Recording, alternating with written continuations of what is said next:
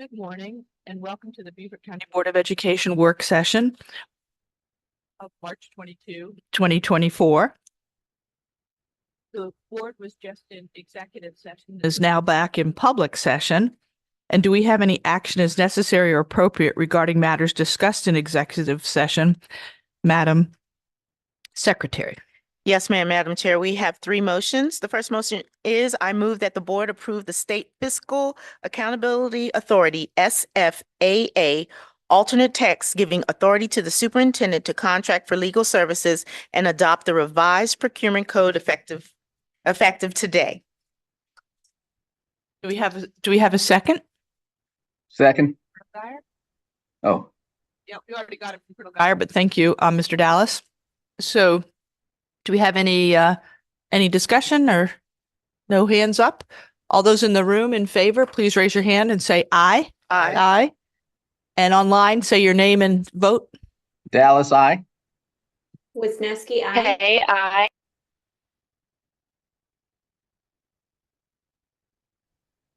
Motion carries unanimously. 8-0. I move that the board approve the alternate text to procurement exemption 6A and adopt the revised exemption to the procurement code effective today. Second by Mr. Earl Campbell. Any discussion? All right. All those in favor, please say aye in the room. Aye. Aye. And we'll have those online per the suggestion by one of the members online to go in alphabetical order. So we'll have Dallas, Hay, and Wisniewski. Go ahead. Dallas, aye. Hey, aye. Wisniewski, aye. Aye. Okay. All right, that motion carries unanimously. 9-0. I move that the board authorizes The superintendent to issue an award to Turner Townsend Heary LLC for capital program management and coordination services. The board authorizes the superintendent to negotiate the contract and upon successful negotiations, execute a contract with the firm. Dallas, aye. Dallas, second. Okay. Thank you, Carlton.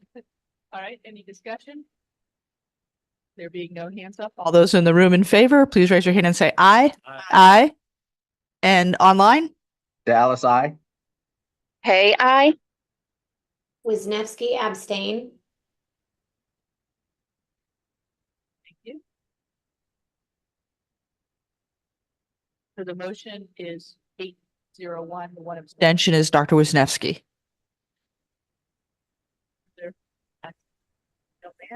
That concludes all of our motions. Thank you. So we will now stand for the pledge. Excuse me, we need a motion to approve the agenda.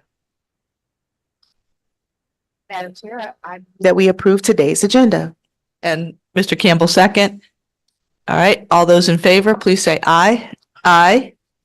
Online? Dallas, aye. Hey, aye. Wisniewski, aye. Okay. Smith, your vote? Okay. The motion is I gotta count everybody. 10-0-1. And where's Miss Boatright? I mean, no, 9. She's not here. Oh, she's not here. Yeah.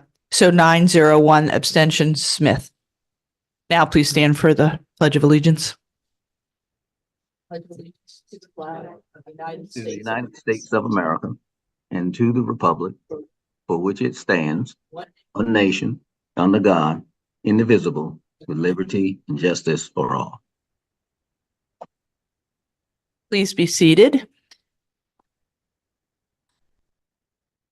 We'll have a moment of silence.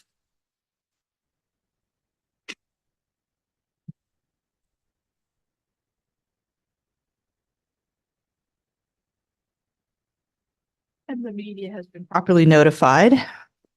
And next on our agenda are public comments, and we have somebody participating remotely. So I'll turn that over to our assistant, Robin Cushingberry.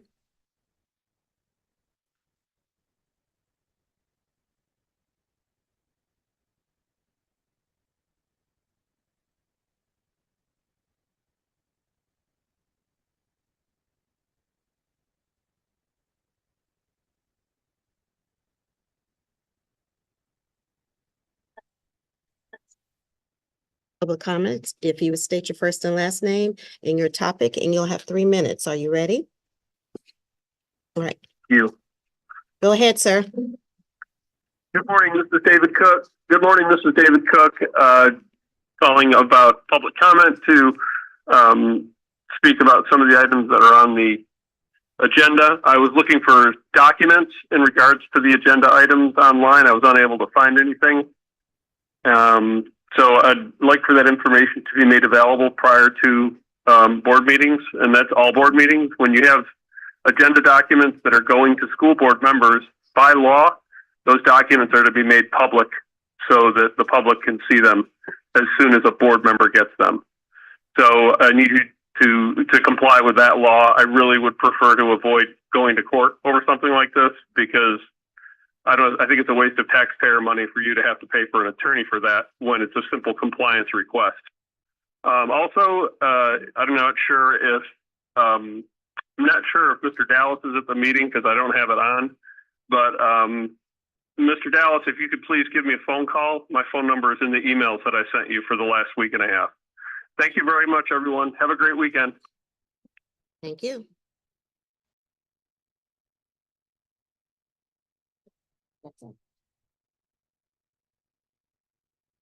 Concludes our public comments.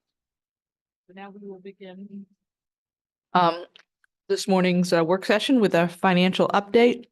We have debt day presentation by Brian Nurick of Compass Municipal Advisors and Franny Heiser, Esquire, who's a partner with Burr and Foreman, followed by budget presentation by Tanya Crosby and Jennifer Hamblin of the school district.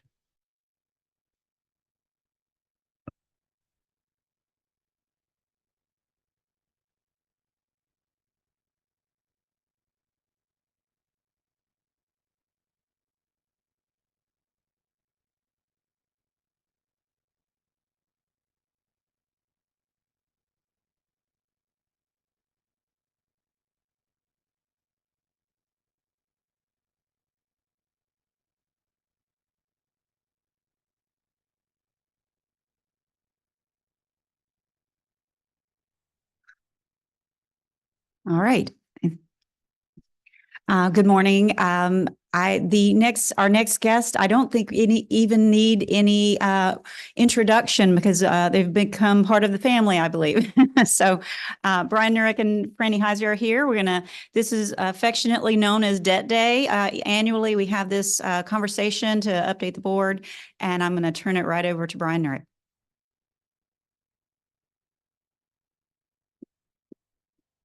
Good morning. Appreciate that introduction, Tanya. So yes, annually we come before the board and go over the district's debt program. It is a robust program. It does take roughly an hour to go through all the pages. And at the end, there is a vote that the board takes to meet your policy on making sure that I go over certain items that are required. And it's something that was put in place a number of years ago as part of really your bond rating. They do look at your policies, and the rating agencies just want to be sure that information is disseminated appropriately to the board on debt items. So I have a handout at the bottom right-hand corner. Everything is got a page number, and I will go through each page and ask if there are any questions as we go through this information. So if you turn to page 1, top left-hand corner says estimated debt issuance schedule. On this page, it's broken into 2 parts. The first part is the bond issues that we expect to issue in calendar year 2024. And then the second part is related to the 2023 successful bond referendum and how we expect to issue those bonds. The first line item, number 1, is a bond issue. It says Series 2024A, General Obligation Bond. And then the issuance purpose on the far right says 2016 IPRB or Installment Purchase Revenue Bond Retirement. And there is a single asterisk, and it says JP Morgan approved the waiver of the non-repayment. So in late January, the board approved a resolution to pay off this bond issue early, the installment purchase revenue bond, and that successfully occurred. So JP Morgan did come through with our request to allow for an early prepayment, and there's some savings associated with the transaction that I'll show in a future page. Item number 2 is a similar theme. There was a refunding done in 2021 to pay off the 2014 B series bonds. And at the just after the closing of the 2021 issuance, we worked with TD Bank to allow for an additional term sheet to refinance it again at a lower interest rate on a tax exempt basis. So that successfully occurred, and that closed on March 1st. The 2 asterisks down below just notate that the board actually approved that term sheet April 19th, 2022, which is 682 days in advance of actually closing the borrowing with the lower rate. The reason I put the day count in there is just so everyone can appreciate the forward thinking. A lot's occurred in 682 days. Interest rates are a lot higher than they were then. We locked in that interest rate, and it just was, we call it delayed closing. So I have a page associated with the savings with us doing that turnkey. Item number 3 is a future issuance. It would be a $50 million bond anticipation note associated with the referendum to get things going. We received a monthly draw schedule for the whole program. We went through it and calculated how much money you would need each January 1st. I'll get to that in a second. But to get things started, there would be a bond anticipation note, and then we would move to debt issuances each year. Item number 4 is related to the 8% program. I have draft numbers right now. We have a robust discussion through Finance Committee that occurs between now all the way to around May.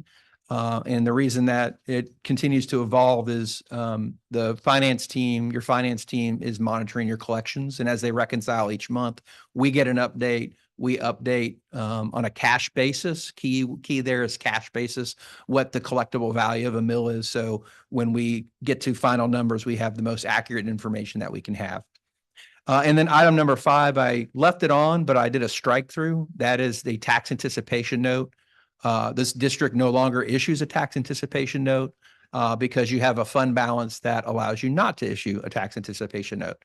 So congratulations again on not issuing a tax anticipation note and having an appropriate sized fund balance that you have enough cash flow before your tax collection cycle starts.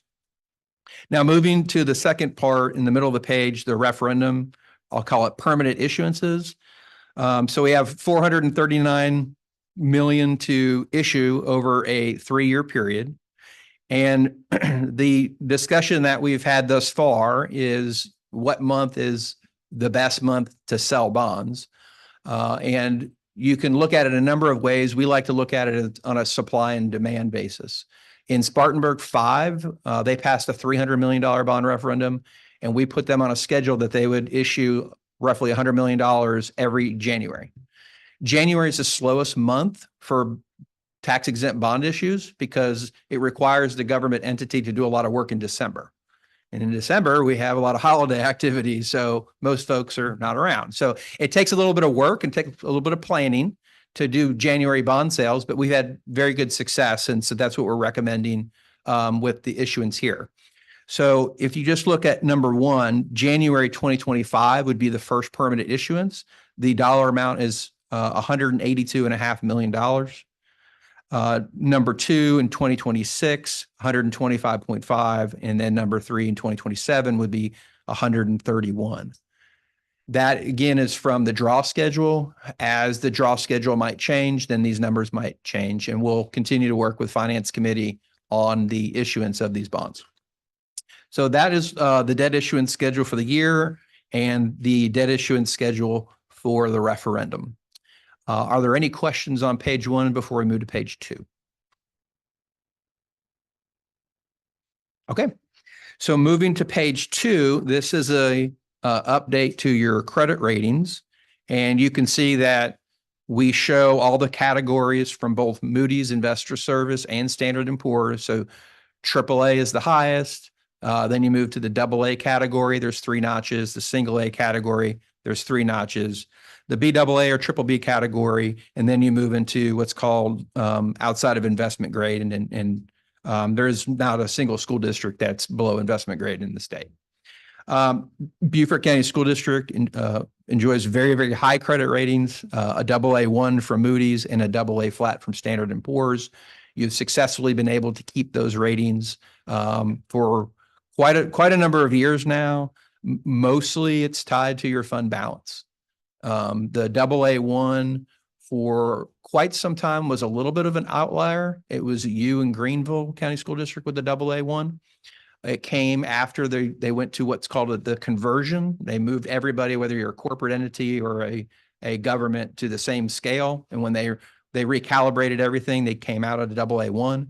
At that point in time, your fund balance was in that borderline being a AA1 level.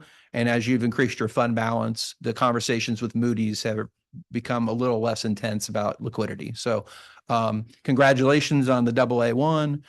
The power of the credit rating comes into play when you issue bonds and when you refinance bonds, and we're getting ready to issue a lot of bonds. So it should serve the community well and ensure that you have a lot of activity in terms of number of bids when we go out for competitive bid, but also the interest rate will be very, very low. Secondarily, when you do issue debt, I just want to point out again that the state has a guarantee program. It's called the State Intercept. And if there's ever a shortfall in collections, then the county folks are obligated to call the state treasurer and invoke what's called intercept 15 days before the bond payment, and the state would then step in and make the payment. Because of that program, any school district also gets a wrapper of a AA1, AA flat. So that program has its own rating from both rating agencies. So when we issue bonds from an investor perspective, not only are they looking at your local ability to repay, they're also looking at the state's program. And so with that, your bonds get a lot of bids when we go out to bid. So all good. So really no changes in the credit ratings, and don't anticipate any changes. But are there any questions about page number 2? Okay. So moving on to page 3, this is information that we received from your finance department. It's just an update as part of your policy. As fiscal years of 8% are closed out, then those monies are disclosed to the board so they can be used for planning purposes.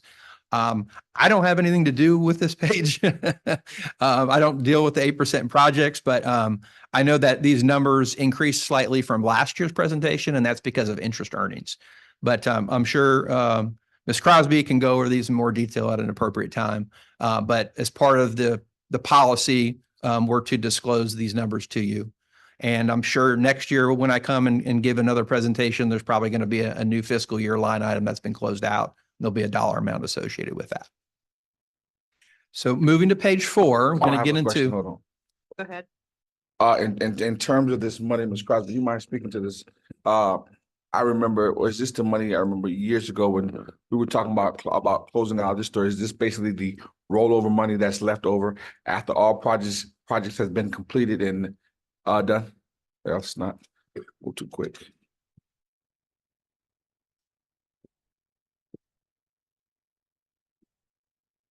These were 8% projects in the 2018-19 timeframe. So those particular projects were completed.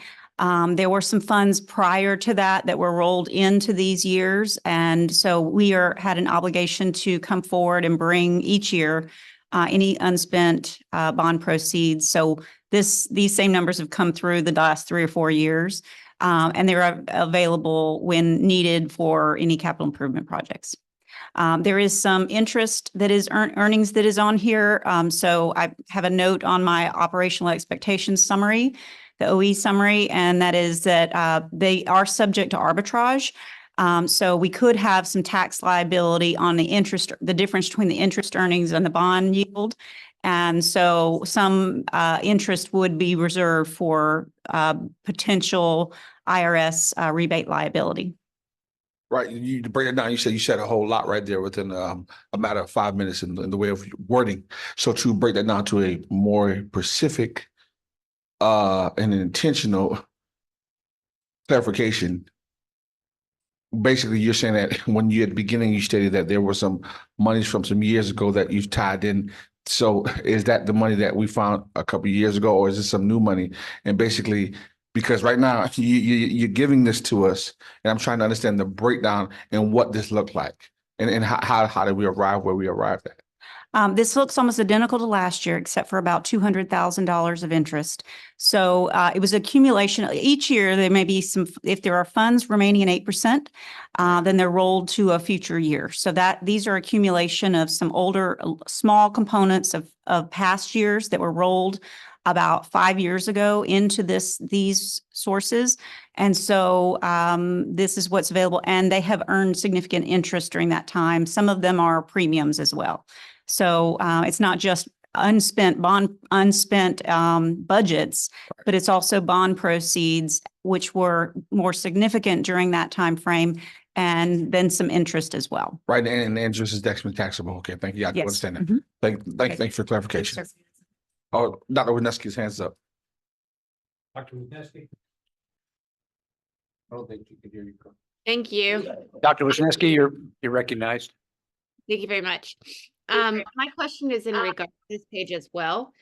Do we have a procedure or a policy in place for how these funds, I mean, Tanya just mentioned that they basically roll forward, but I don't know if that's just due to past practice or if there is a policy dictating or an AR dictating what the acceptable usage of these funds is, or do we just perpetually keep rolling them forward? Because it seems like it's becoming pretty sizable at this point. I'm not aware of any administrative rule regarding these policies. They are capital projects, so they must be used for capital projects funds for any improvements or major equipment or that sort of thing, or land purchase or any particular sizable item. So there is a board policy. The only board policy relating to this is that it's reported to the board. Okay, Madam Chair, can I do a follow-up, please? Sure. I think that likely the reporting came into place, and I vaguely recall discussing it before. I think that there may be the need for some historical look at what is the average that is rolled forward every year, so that we can do an assessment on this to see if we can use these funds in a meaningful way on our future capital project needs, as well as also retain some for roll forward. I just think it's a poor practice to continue rolling it forward without trying to utilize some of it to capture some of our deferred maintenance needs. I'm happy to maybe ask for that to be a future agenda topic or bring that to policy and finance committee, but I would leave that to the board's will. I would second that motion if you made the motion, Dr. Wineski. Okay. Well, it seems like a good way to do it would be to first have it go to finance committee and just to tally what we're talking about really. Because you said this is just for back in basically between 17 and 19. So going forward from then, there's no. The ones forward either have no balances or Yeah. have not been closed out. Yeah, okay, so they Right, could right. still have a balance too. Yeah. Right. So if there's no opposition from the board, why don't we have this question start in finance committee? Sound good? Agree. Do you oppose that? Well, my question will be, go to the finance committee and do, and what is the finance committee doing exactly? What are the details? I mean, So they're going to have to study this, and then they'll have to take a vote and bring it back to the board. And let's say right? So, and then we can, at that point, determine whether or not we should have a policy. The policy could draft. So we first need to know what we're dealing with because we don't really completely know. how much is remaining. Agreed. Yeah, It sounded like probably. some of the funds that were in some of these were prior roll forward. So I just want to make sure that we have a Exactly. historical look at it to see what is the, in any given year, what is rolling forward? What do we on average, bring forward for future use? And then so that we don't pull too much out of the capability of rolling it forward, but also using some of it. I hope that makes sense. Yes, it does. Thank you, ma'am. Okay, thank you. So moving on to page 4, top left-hand corner says debt capsule report. So this is a page that lists all the outstanding bonds that the district has. I've used different colors on certain rows to highlight a few bond issues. So that the 2015B REF stands for refunding. That bond issue is the one that's most likely to be refinanced next. And at current interest rates, there's actually a savings. The bond issue we cannot issue the bond until mid-November, and we can't close earlier than December 2nd. So we will be bringing a resolution to the board to refinance that, give authorization to refinance that bond issue, probably at the same time that the resolution for the 8% program comes before the board. So Ms. Heiser will be preparing that. Information has been disseminated to you. It wasn't part of this presentation, but it was a separate attachment that shows you the exact savings. And so the savings at the current interest rates is $1,958,000. So hopefully we'll get maybe lower interest rates as we get closer to the fall period, and we'll refinance the bond and save a little bit more money. But those are the current numbers, and we would recommend that the board approve the refunding in conjunction with the 8% program here, probably in your May or June board meeting. The next item in gray is the 2016 installment purchase revenue bond. I just wanted to notate that the amount outstanding is now 0. So we paid that off. We issued that bond in January, February. We've closed it. We've paid JP Morgan off. So in future presentations, I'll be deleting this row. Just wanted to point it out. Same with the 2021E refunding. That was the taxable refunding that we did. It's now 0. You can see the interest rate under column E says 1.51%. And then down below the 2024 REF refunding, the new interest rate is 1.23%. And I have a page here that we'll show you in a second that shows you the additional savings by going to the tax exempt lower interest rate.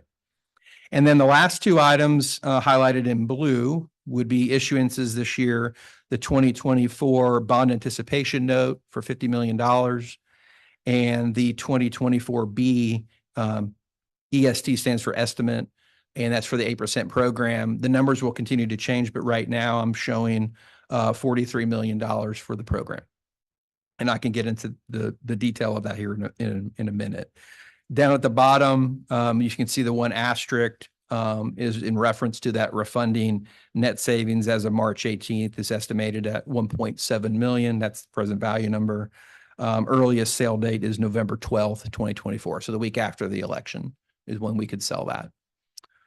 So a little bit of good news on future refundings and good news on the 2 bond issues that we've already issued this year.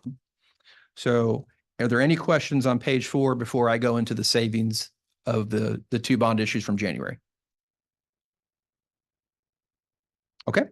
So moving to page 5, this is an update to a page that was shown to the board in December because we introduced the concept of paying off the installment purchase revenue bond early in the December board meeting. Essentially, columns B, C, D, and E would be payments business as usual. And under column D, we utilize the expenses in 2023 issuing 2 bonds to make the payment. And so if we were to just go business as usual, you would have 10 more bond issues to pay off the 2016 installment purchase revenue bond. With the cooperation of JP Morgan, we were able to pay it off in one payment. And so that one payment is listed under columns F, G, and H. And so the net difference of having one payment versus 10 payments at the bottom right-hand corner is a savings of $833,000. So the audit this year will be the final year that it will discuss the installment purchase revenue bond. And so beginning with your 2025 fiscal year audit, it will no longer show up because it will be paid off in full. So congratulations on a successful payoff of the installment purchase revenue bonds. Little complex to talk about, you know, the two issuances each year and all the tax implications that we have to navigate, but it's now paid off. And I know your finance staff is very happy about it. So any questions on page 5? Okay, so on page 6 is the refunding we did in January. The same concept, columns B, C, and D are the 2014 payments. Columns E, F, and G are the new bond payments. And you have then the difference under column H is the net savings. So refinancing the 2014 B, in total, the district saved $2,125,000. And to break that out, the taxable 2021 E series under column I represents 1.8 million of that. And then the additional tax moving to a tax exempt rate with TD Bank in 2024 under column J, we increased that savings $261,000. So in total, net, the district saved $2,125,000. To simplify things at the bottom right, the interest rate on the 2014 B was 4%. Then we lowered it to 1.51, and then we lowered it again to 1.23. So in total, we reduced it from 4% down to 1.23%, which is a reduction of 277 basis points or 2.77%. A little bit of unique deal transaction, it being that we locked in that tax exempt interest rate, 600 plus days in advance. So congratulations on a successful double refunding, we'll call it, 2-time refinancing. So any questions on page 6 in the math and how we got to the savings? Okay, so moving to page 7, this is a graphical. Oh, I'm sorry. Just so the public understands, when he talks about savings, that just means that we pay it off quicker. It's not money that we can use for other things. It's we pay our debt off quicker, just like you do, and you pay a little extra principal on your mortgage. So that I just want to make sure that that's clear to the public that's watching. Thank you. So moving to page 7.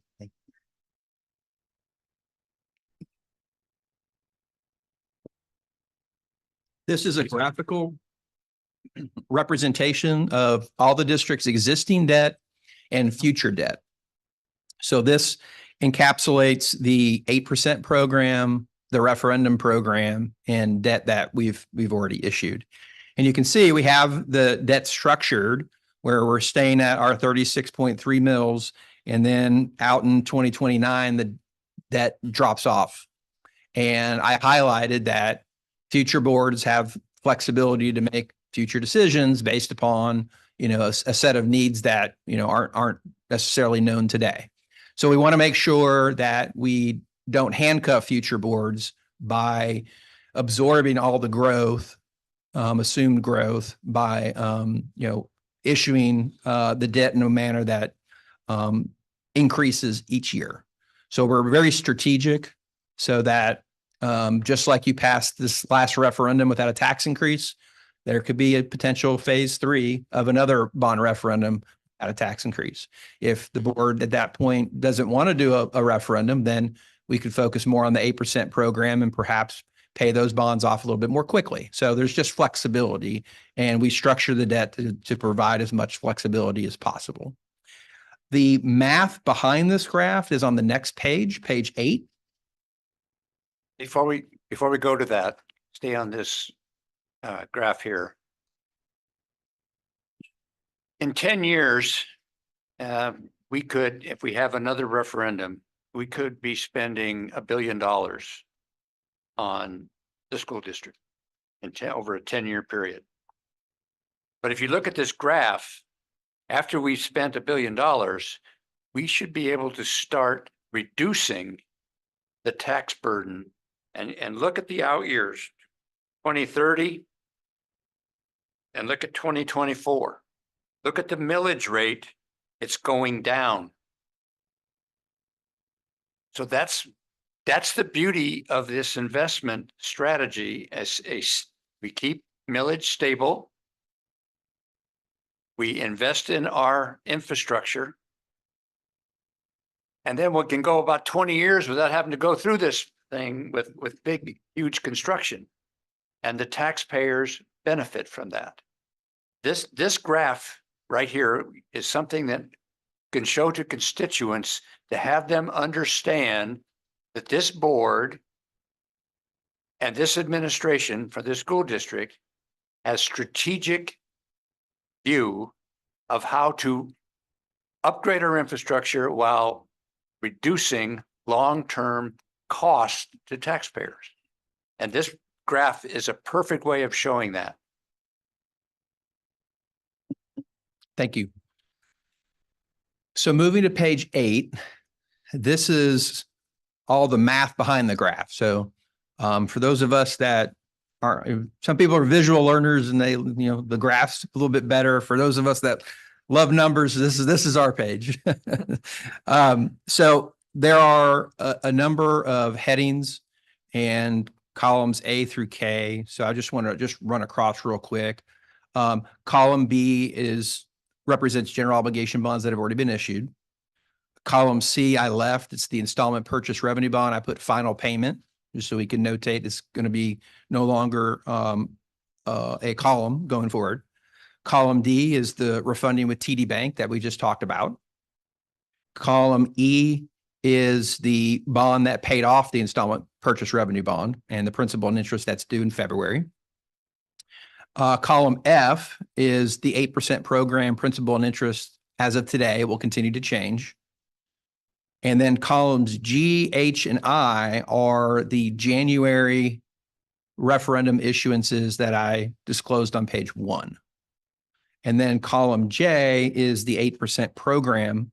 And so the 8% program has its own set of columns that are too many. So the next page will break down the column J for you on a year-to-year basis. So are there any questions on the debt issuances and how they're structured?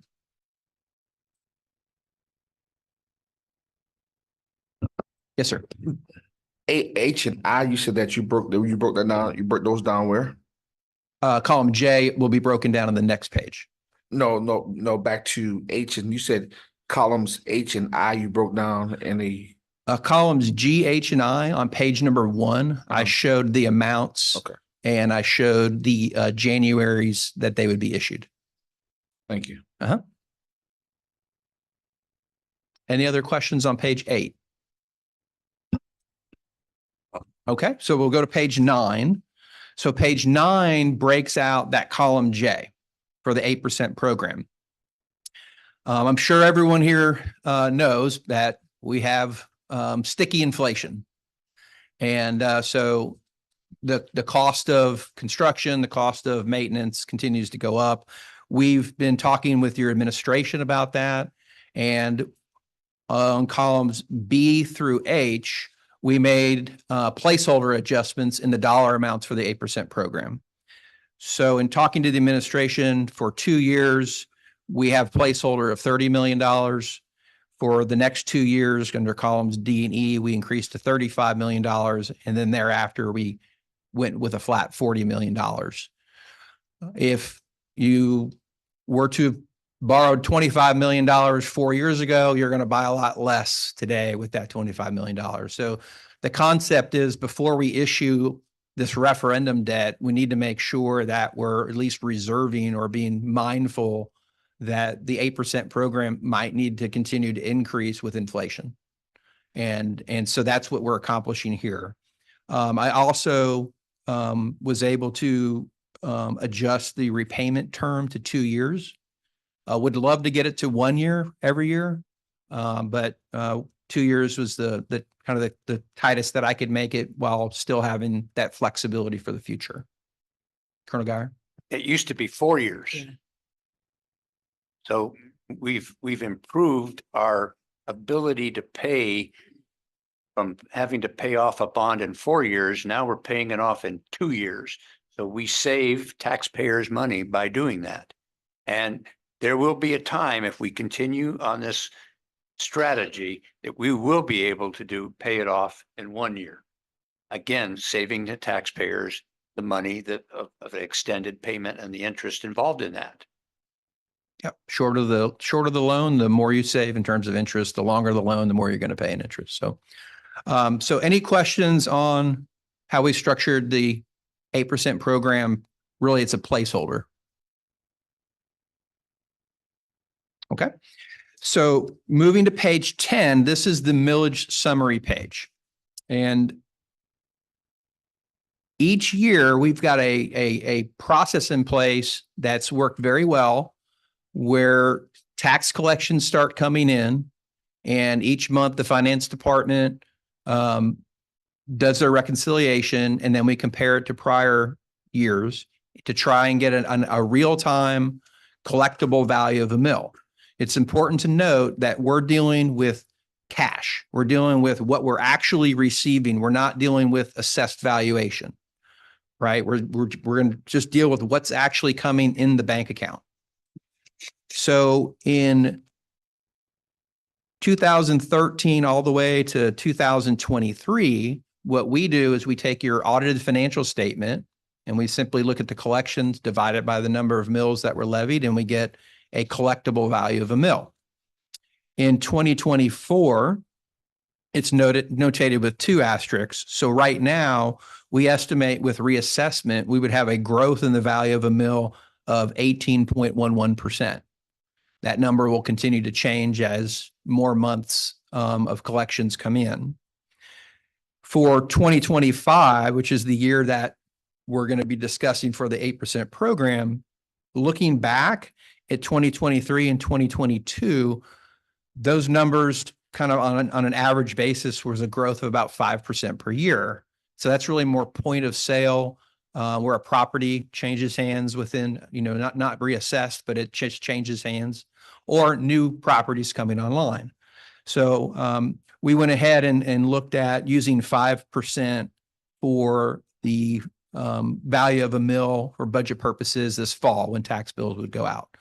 That is a conversation that we have in Finance Committee, and there'll be a future page here that shows the millage worksheet. And Finance Committee actually will approve the final millage worksheet, and then it's sent over to the county auditor. So we continue to fine tune these numbers. After 2025, you can see we use a very conservative 1% growth. So we're trying to be mindful that we want to always outperform. We don't want a situation where we have to come and say we can't do something. So we're very conservative in our estimates, but we're also trying to be on a real-time basis as information's coming in and not relying on assessed valuation numbers, really more relying on cash that's coming into the bank account. We think it's more accurate. On column J, we look at the payments on the prior page versus the value of a mill, and you can see that I fine-tune for a number of years, and then we open up that capacity. So if you were just to take the 12.9 million and you divide it by 0.05, it's 5%, you could borrow roughly $250 to $300 million without a tax increase. So that's kind of the current trajectory you're on. It will change every year as numbers continue to change. But what we're trying to point out is that you have flexibility. And if you don't do a bond referendum, you can always pay back those 8% bonds a little bit more quickly. Okay. So that just shows you mathematically the flexibility in terms of dollars. Any questions on page 10?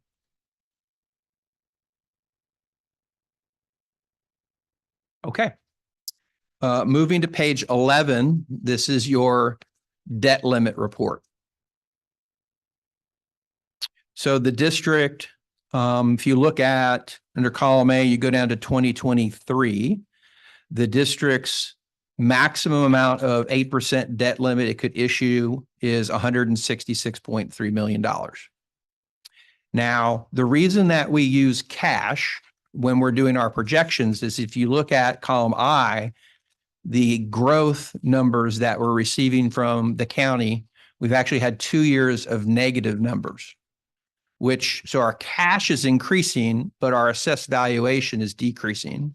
The county goes through a process when they do the assessed valuation. There's a lot of variables. But from our perspective, when we're trying to set the value of a mill and set your debt service payments, that's the reason why we're using a cash basis, is because we have an increasing value of a mill, but the assessed valuation and the way those numbers are working at the county level are coming in on a negative basis. So I just want to point out that is why we are using cash. When you look at column D, the estimated right now 8% borrowing amount for this year's program, and then you look at the debt capacity remaining of $92 million. And you also have a policy to maintain 10% of your insured value. So that would be $120 million. And so I looked at it over a 2-year period. If you issue 43 million, you're at 92 million left. And then going forward, right back up as you pay down some debt, 132.9 million, we'll call it.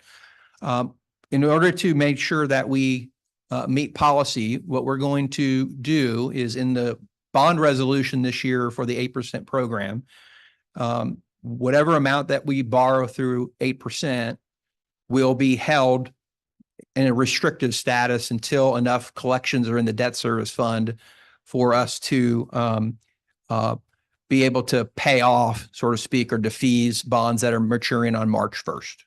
Okay, so even though it says it's $92 million, if you have cash in the bank and it's restricted, you're still meeting your policy of the 120 million. So it'll be a line item that Ms. Heiser will put in the next borrowings bond resolution. But we want for the credit rating agencies to know that we're not violating policy. Cash is the same as debt limit. Okay.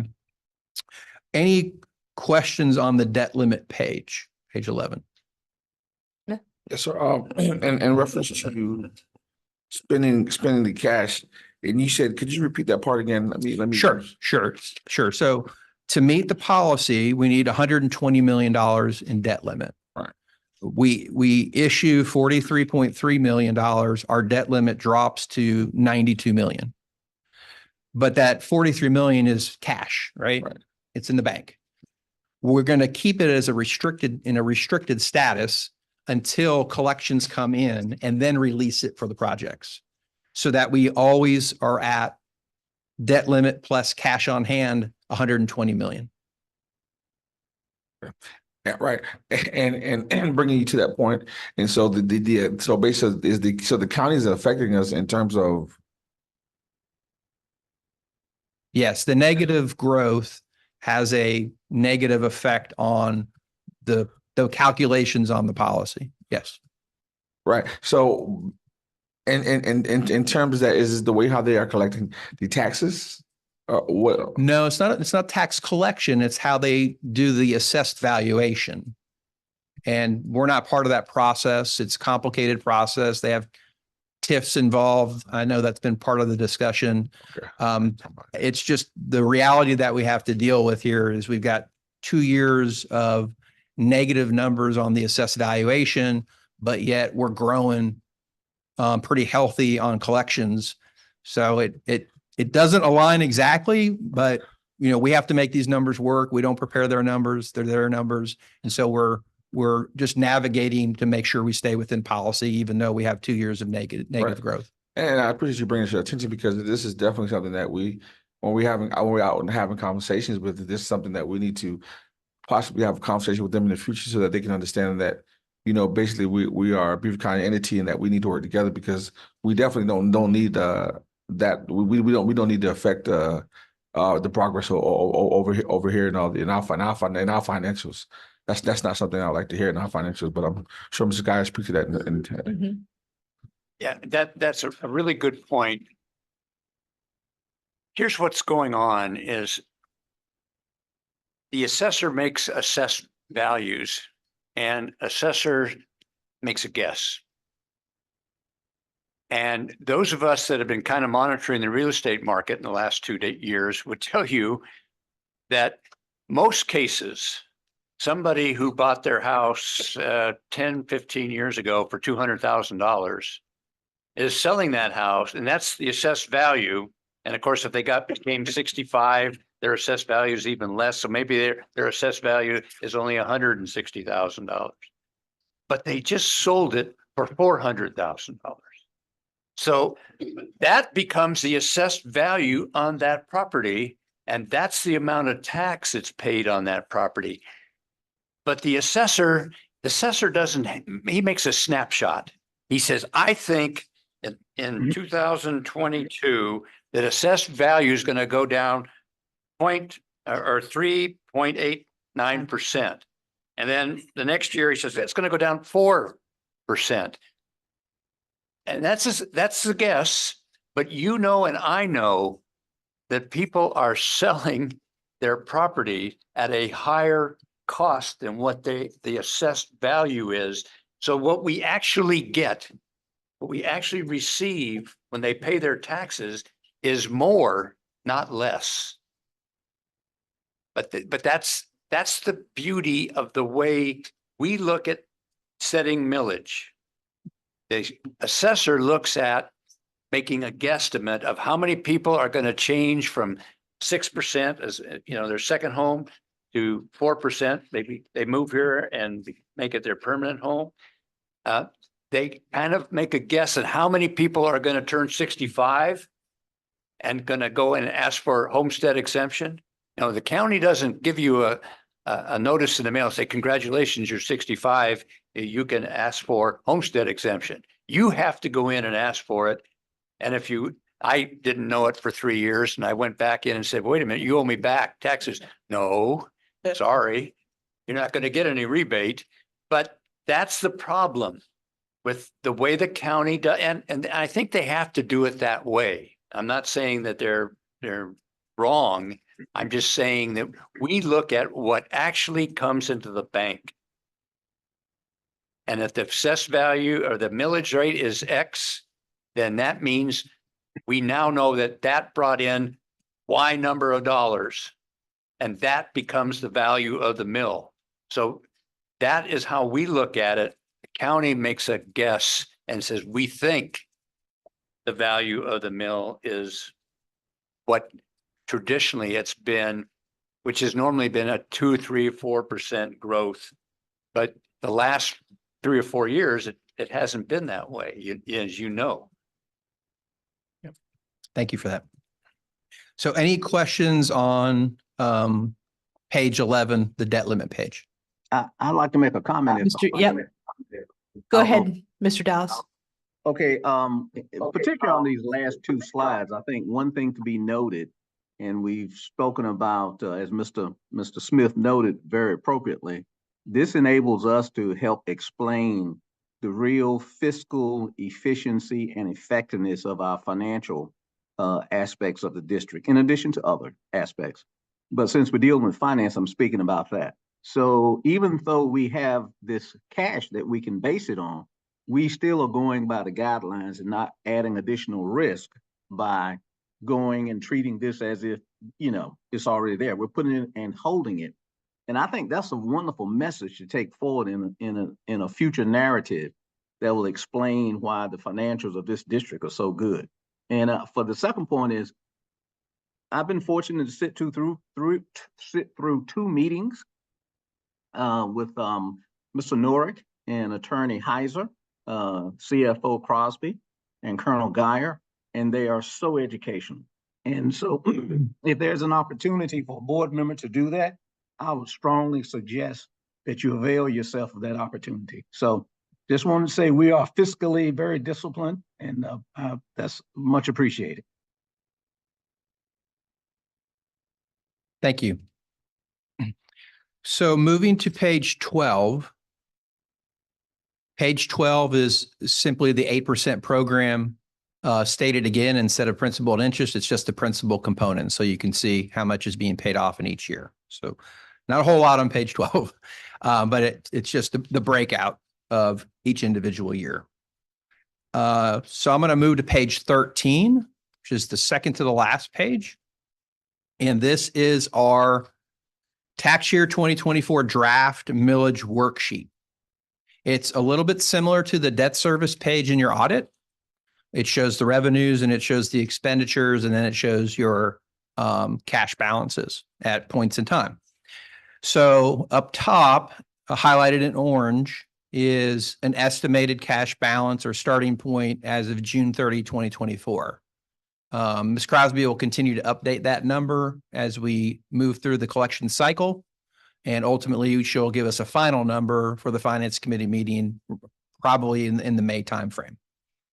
The local sources number, the value of a mill of $2,814,000, that of course will continue to adjust as we go through the collection cycle and we have discussions in Finance Committee. So those numbers will continue to adjust slightly. Then down below, we go through 18 months worth of bond payments. So we have bond payments that are due in September. We have bond payments that are due mostly in March. And then we have bond payments that are due in September again. So our collection cycle has to, our beginning balance and our collection cycle has to cover 18 months worth of payments. And when you work through the revenues of 118.8 million and you work through the payments of that add up to 113.8 million, you can see that the cash balance as of June 30, 2025 is estimated to be $10.8 million. And then we fine tune each year the borrowing amount in the 8% program to have the low point after the September 2025 payments are made of $5 million. So it's a little less than 2 mils of a buffer that we have there. Highlighted in gray and in bold, the 2024B EST for estimated, that is the 8% program borrowing.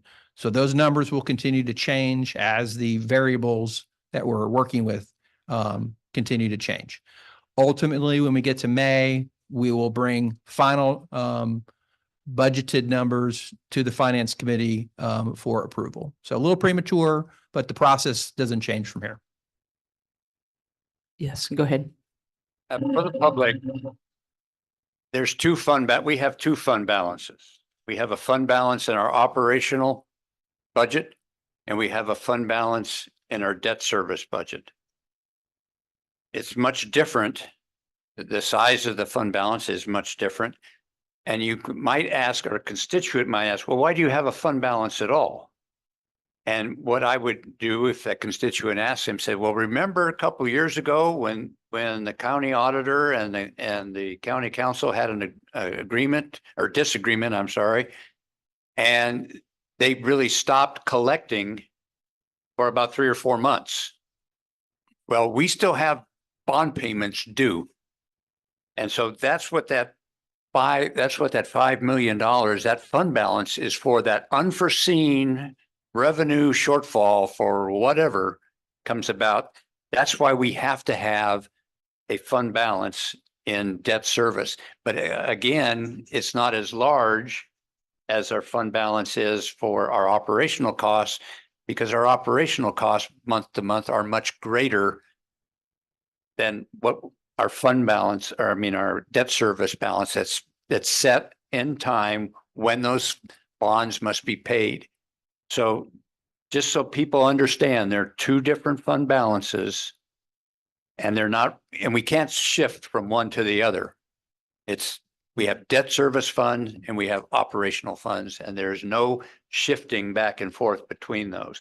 The only time that we paid off debt was when we had a tax anticipation note, and we had to use operational funds to do that, which takes funds out of the same pot of money that pays teachers. That's why we don't want to have a tax anticipation note, because it's not part of this debt service piece that we're getting briefed on today. So I just want to make sure that there's a lot of numbers here and everything, but to just put it in broad perspective, the public knows what's going on and what we're talking about in debt day. Thank you. Thank you. So any other questions or comments on page 13? Okay, so we will move to the final page, page 14. And this is where we just reinforce our funding program core goals and objectives. So the first is the funding of annual maintenance through the 8% program. And it's to fund 25 million plus annually through the 8% debt limitation, subject to ongoing and inflation adjustments. So I spoke about that a little bit earlier. Structure the term or repayment of each borrowing to sustain the program while providing flexibility for future program adjustments or future boards. So I've shown that on the graph earlier. The funding of large projects through the referendum program. So fund large projects through referendum bonds as appropriate and when needed. So in the past, there have been some large projects that were funded through the 8% program, and it did cause a little bit of a bottleneck. Those have been now paid off, and you've had 2 successful referendums, and you really have a great balance between the 2 programs right now. Bullet point number 3 is have a structured debt service millage rate. So apply forward forecasting and periodic assessments of the appropriate balance between the debt service millage rate, a refresh of ongoing needs, and maintaining appropriate debt limit availability. So we have honed in on that 36.3 mils, and essentially we're issuing debt against that cash flow stream and trying to fund as many needs of the district that we can. Maybe there'll be a point in time where you have no needs and we could have a much different conversation, but 36.3 mils is the mill rate that we're trying to sustain and live within. Even if we were to have a, an unfortunate, say, we have hurricane risk, that could put some volatility into our program, but we can absorb that volatility. So we want to be mindful of the need to have the flexibility. And then the last item is managing credit ratings. That really kind of speaks for itself. We talked about it a little bit earlier. Moody's Investor Service has the district rated as a AA1. Standard & Poor's has the district rated as a AA flat. When we go to issue the 8% program bonds each year, we only get the Moody's rating. There's really no reason to pay for 2 since it's such a short bond. When we issue the $50 million bond anticipation note to kick off the referendum program, that will also be a Moody's only rating. It's a short-term 1-year obligation. But when we issue the $100+ million referendum issuances in January, we will have 2 ratings for liquidity purposes. There are accounts that will own, they'll have a policy. So a fund may have a policy that says we can only buy bonds that are rated by both Moody's and S&P, then the AA category. So if we were to issue $100 million with a Moody's only rating, then that would be an account that couldn't buy our bonds. So when you get to the larger amounts and more longer term, we go with 2 ratings for liquidity purposes. Nothing against Standard & Poor's, but Moody's has you rated a little bit higher. So we will use Moody's for when we only need 1 rating, and when we need 2 ratings, we'll use both agencies. So any questions on page 14? Okay, so the only other page that I have is that wasn't part of this packet is the refunding that I've already talked about. And I think I saw it as an attachment to the online agenda. So you all have a copy of this. Ms. Heiser will bring you a bond resolution when she brings the 8% program bond resolution to the board, probably in the Mayish timeframe. And we'll ask for approval to do this refinancing. And I'm trying to kill two birds with one stone with my visit here today. So I just want to prep the board that a future resolution is coming for a refunding, show you the estimated savings amounts using today's interest rates. And we'll have a savings threshold listed in the resolution. Okay. So that concludes my portion of debt day. I know Tanya has a wrap-up piece, but are there any questions or comments of me before I turn over the podium to Ms. Crosby? I just want to say thank you as always. You're very clear and deliberate in what you present, and thank you. You make it a lot easier. Thank you. Thank you very much. Thank you. So just to summarize everything through each year, we come forward as part of this presentation with OE 6.9 through 6.17 debt administration. And I have about 8 points, just a one-page summary. And that is that we're celebrating our successes today. And that's we've maintained or affirmed our excellent Moody's Investor Credit Service credit rating of AA1. Paid off the 2016 installment purchase revenue bond. Thank you. That is a wonderful help to us, and it simplifies things on that bond. It's a very complicated bond issue that we now have refinanced. So we sunset that bond, paid off, and then refinance the 2021 E bond. Again, 2 upcoming bond issues. So Ms. Heiser will be coming back with us in the next couple of months. We'll discuss it originally in the May Finance Committee meeting, and we'll have board action around May or June. And so we'll be coming forward with those couple of bond resolutions to you. So I want to just make sure you are aware that we'll be coming forward.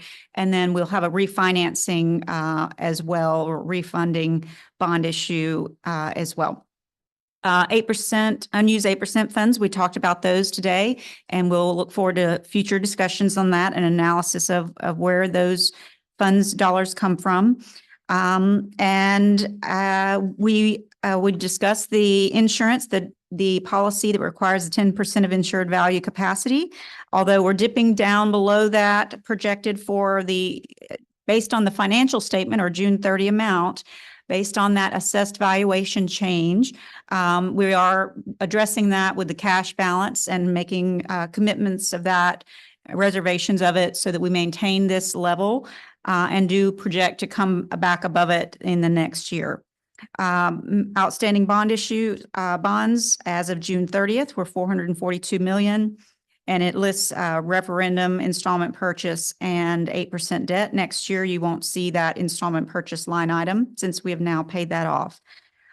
We were able to generate savings of right at $3 million in the refinancing opportunities. So those savings are interest earnings, interest that we will not need to pay, and those can be recycled back into the program.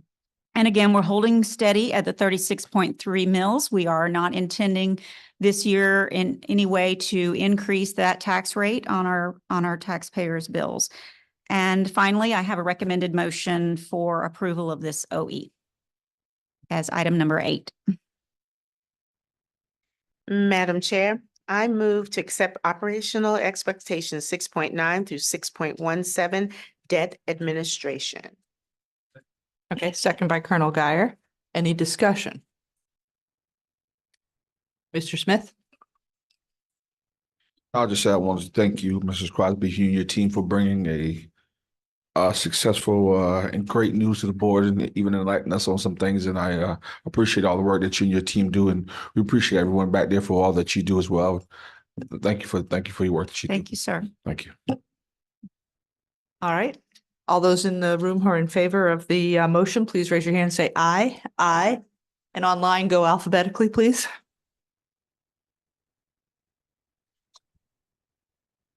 I think we have All right. Dallas I'll start. first. Yep. Okay, Is he there? yes, we can hear you. Thank you. Okay. Hey, I. So, hey, yeah, Wisniewski, aye. and Mr. Dallas? He must have stepped away. Okay. So the motion carries 8-0.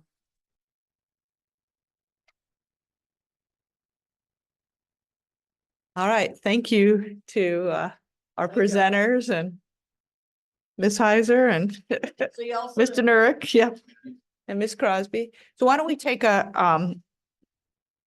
it's 10:41. How about a 9-minute break, 10:50, so people can use the restroom or get a cup of coffee?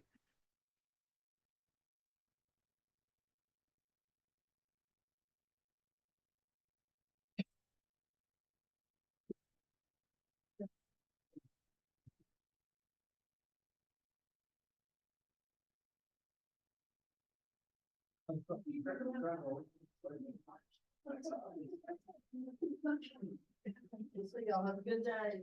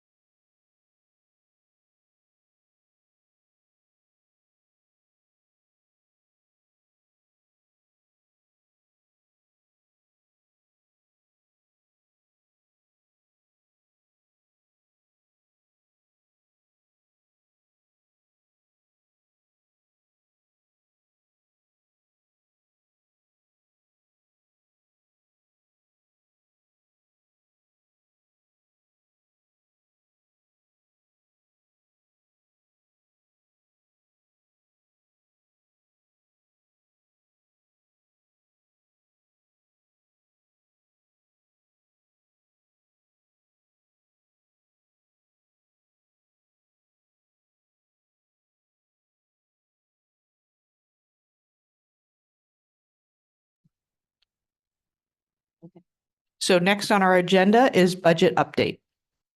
Right. Still morning, so good morning again. We have a budget presentation for you today. Jennifer Hamblin, our Director of Procurement and Budget, is here with us today, as well as a team of people that help assist all of us with the work and do much of the work. So just a prelude to this. This is a high level conversation today. There aren't a lot of details you're going to see in this. Those will come at our April 26th meeting. And so I think Jennifer will reinforce that as well. But this is more process, where we are, what information we've received so far, and what are the next steps. So I'm going to turn it over to Jennifer Hamblin. Thank you. Thank you, Ms. Crosby, and thank you, Board. It's an honor to be here this morning to share with you our initial update on our FY25 budget and the process. Just so you know, this slide here shows kind of a summary of how we work in the budget development process. And the items that are checklisted are things that we have completed. So we have done a lot of the initial work, and now comes the hard work where we're looking through the details and doing a lot of evaluation, a lot of conversations as far as justifications and things of that nature. We still have yet to go fully implementing and presenting the initial budget, as well as our other responsibilities related to our collections, our revenue collections, and how our revenues will be coming in. So those are forthcoming. Next slide. Just so that you know, we have worked alongside communications and other district departments to get a significant amount of budget engagement and feedback. I feel like, and I think this has been the story all along, but I feel like it's very important for us to hear as many voices as possible in order to know where we need to go, learn from where we've been, and take those things forward. So thus far in the budget process, we have completed a budget survey, which gives us feedback from students, staff, and the community. We did a principal survey that allowed us to get input from school administration regarding what budgetary needs they see, what things are working, what things are not. We have student advisory meeting scheduled for the first of next month that the superintendent will lead with a group of student leaders to allow them to have input, direct input to the budget. We have had meetings with schools, we've had meetings with departments, and of course, we've worked with you all in developing your budget priorities for this next fiscal year budget.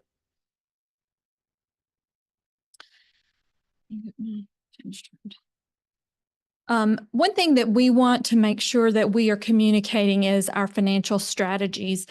And it's critical for the public and the board and all the stakeholders to know that we don't come at this lightly. We do have a strategy behind how we develop the budget. So I just want to review those. Our strategies include prioritizing expenditures to make sure we're maximizing academic outcomes. We also calculate and confirm that we have revenues to support those expenditures. We have to prepare a balanced budget, which means that our expenditures have to equal our revenues, and that is a policy of the board. We also have a financial strategy to maintain a fund balance that is sufficient to support our needs prior to the bulk of our tax collections and alleviate the need for a tax anticipation note, a TAN. And then we also want to minimize the financial impact on our Beaufort County taxpayers. So we take all those things very seriously as we're putting this budget together. A couple of things that we deal with every year that we don't often bring forward are the implications of South Carolina law in our ability to develop our budget. So timing is oftentimes it feels like information doesn't come quick enough, but a lot of times we're kind of held captive by a lot of the information that comes from South Carolina law. And what you have to understand is that those laws, as you see on this slide, section 6-1-320, that is how we calculate our available millage to be able to put into our budget, the availability of the millage that we have, that is capped by Act 388. That millage is built off of a consumer price index plus census growth. Those numbers are all given to us from external sources, and we are just held hostage, for lack of a better word, until those numbers are released. Those are typically not released until sometime in April. So that component of our ability to calculate our local revenue is based off of what we have available in millage to even go to the board, to the county council for. And then our House bill appropriation, general appropriations bill, this year it's House Bill H 5100. That is the state appropriations bill to the South Carolina Department of Education, which in turn comes down to us in our appropriation from the House. And the next slide is going to explain a little bit further about how that process works. So this slide tells you a little bit about how the state budget process works. And the reason this information is valuable is because every step in this process impacts us directly. Where the star is where the state budget is currently sitting. So just for some education, and I learned this, I just went through a certification. In South Carolina, whatever house starts a bill gets a second look at that bill before it is signed into law or proviso. So House appropriation bill starts with an H, it begins in the House. So the House starts the bill based on what the governor and the Department of Education provide. They send it to their House Ways and Means Committee. That committee then deliberates the bills and comes up with a budget. House Ways and Means then sends it to the full House. The full House then deliberates that budget, and then they send with their recommendations to the Senate Finance Committee. Senate Finance Committee deliberates. They send it to the full Senate. The full Senate deliberates. And if they can't come to an agreement between what the House has approved and what the Senate has approved, then it goes into conference committee, which usually happens. And that is a combination of both House and Senate representatives. They come up with a recommendation that is sent back to the House, and the House gets a second chance to deliberate. Now, one thing to think about when it goes back to the House, that's usually late in the legislative process. And at that point, the House has new Board of Economics numbers as far as what's available. So they oftentimes will be able to add to the budget if necessary at that point without Senate approval. Once that second look happens, then it goes to the governor. The governor then has a certain number of days to veto line items, and then he will sign the House appropriation.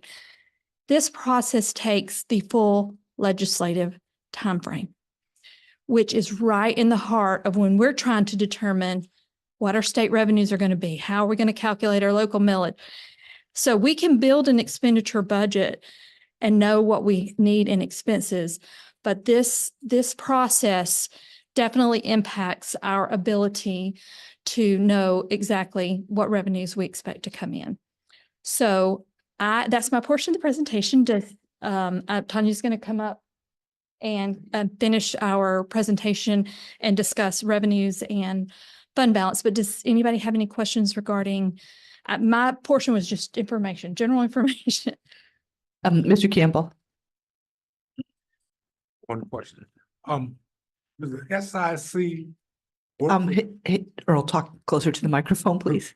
Does the SIC have any input with the principal at the school on the budget? I know in the past they did, they used to. We have not scheduled a meeting with SIC this year. We did last year. I think there was a conflict with the date this year, but we can certainly take that into consideration. But I think to your question, SIC's principals review with SICs what their current, for example, what their allocations are and all those that are components of the budget, right? So they review with them in terms of what they're looking to do, if there are any changes, how any of that impacts them. And they have that opportunity. SICs also have the opportunity of input through the budget forums that we will hold, that they have the opportunity to A, attend, or B, through an online component to provide feedback into the budget for that. Yeah. Just to add to that, our budgets that go out to schools have to have the SIC chair's signature on them before we will accept them as an approved budget. So. Ms. Thank you, Crosby. Ms. Hamblin. All right. So on the revenues, what we see typically in our revenue sources is that local tax revenue makes up about 62% of our total revenue source.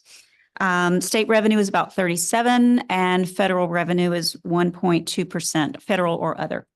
And so over time, this local revenue source has typically grown as Beaufort, the index of tax paying ability that is used to calculate state revenue typically rises. And so that means that index of tax paying ability means the local ability to fund more. And so therefore, typically the state revenue declines.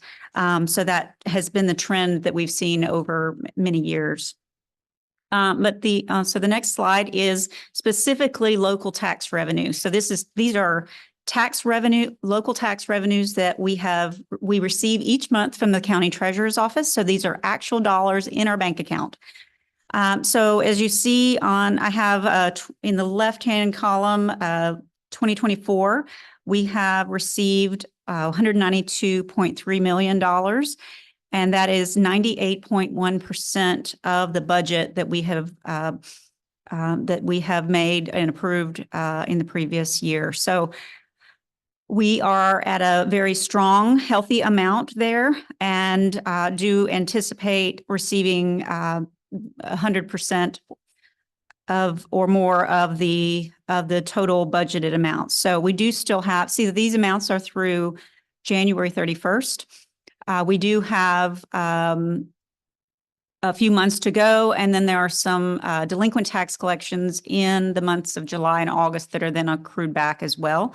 You can see we have a comparison here to last year, 2023, where we were at 95.9 or 96% collections at this point, or revenues received as a percentage of our budget at this point.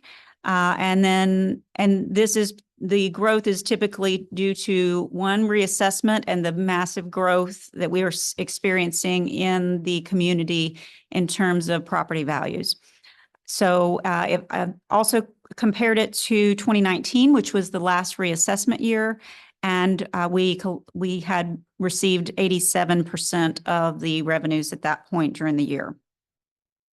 So Ms. Hamblin mentioned the state revenues. The state revenues during the process, and all the steps of the process, we receive at least 3 projections during the year, and then a final of what we will receive in state revenue. And this is pretty small. I'm sorry for that, but we wanted to make sure you had the information. And overall, it does show that Beaufort would receive an additional $11.4 million of revenue this coming budget year. So we're looking back at local revenues for the current year, and we use that as projections for next year. But these state projections come at each stage of the process. So this is the House Ways and Means version. We do not have a full House version yet. They might wait until, but we do typically get a Senate Finance version and then a final. So just to note, there are 3 of the 5 categories of funding on state revenue, those codes, 3 of the 5 are not in the general fund. So reading coaches, career and technology education, so the first, the third, and the 5th item, state aided classrooms, EIA, those 3 are in other special revenue funds that are restricted in some way. So the retiree insurance and state aided classrooms have a direct effect on the general fund. So those amount to 722,000 and 9.3 million, so about $10 million of the 11.4 is directly attributed to the general fund. We are incorporating these projections into our budget, along with there's another state revenue, which is the tier 3 or local property tax relief. Basically, it was the sales tax when the Act 388 was enacted. Sales tax increased and the primary residence tax removed. We have another $50 million in state revenue there, which increased that as a source as well that doesn't come on this projection. And we're receiving additional 2 million there as well. So again, we're in good shape from terms of local because of the growth in the county, and we received additional state funds as well. Pretty significant increase that this year, this coming year as a projection. And I'll talk, kind of summarize my thoughts on that at the end. Should I pause and do you have any Yeah, I have a questions? question Sure. of what you just commented. So Mhm. the, 1, 3, and 5, they're not on the operational side? That is correct. They're in So- special revenue. Okay. And most of those, okay, so the first item is Reading coaches. state reading coaches. We are required to have state reading coaches at all of our elementary schools. We receive about 45% of the funding of each of those positions. So the district takes on, I believe it's about $2.5 million of funding for the 55% that we do not get state funding on. So we're required to have a state reading coach, and their job description is very specific as to what their responsibilities are. And we're funding more than half of it. We're funding 55% of it, yes. Okay. The second item is career and technology education. Those are very restricted funds. Ms. Gilbert manages those in our career and technology education office, used primarily for consumables. So for the culinary, it might be food or equipment. It might be steel for the welding office. It might be welding garments, masks, hoods. All of the things that, but it's about, it actually has a reduction here. Yeah. So of $221,000. So we'll dig into what the differences are there and see why the allocation has changed so significantly there. They also have federal Perkins funds that aren't included here, but that is another funding source in the CTE world. The state aided classrooms EIA is another source that also has basically, I would say 95% of the funding source has full-time employees in them. And so a variety of ancillary positions. Typically, we would not put a classroom teacher in these allocations. Those would stay in the main general fund, but these would be additional support positions that perhaps nursing or other areas would go on that. So it is pretty fully allocated at this time with full-time staff. Thank you. Mhm. So I'm moving on to fund balance.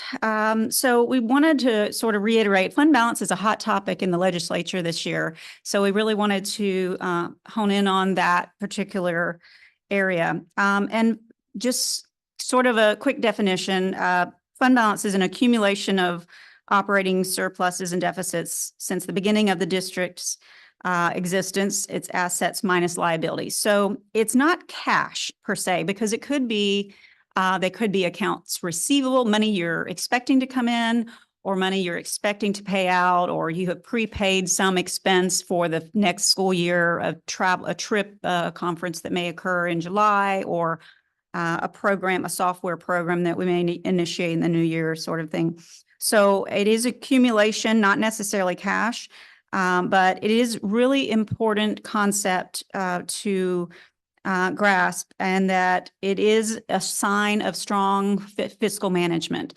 And we see that in bond rating calls.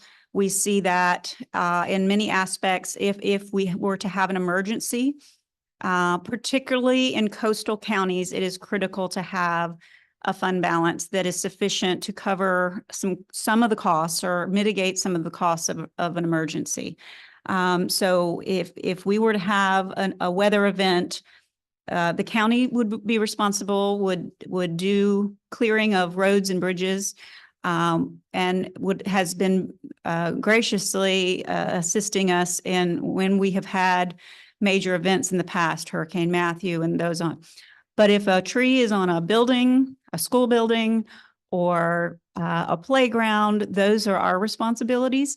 And so in the interim time where we could, if we had major needs, flooding, those sorts of things, we would have funds in reserve until we were able to issue any bonds that may be needed to support any major repairs that might need to be made. So I provided a handout to you, and it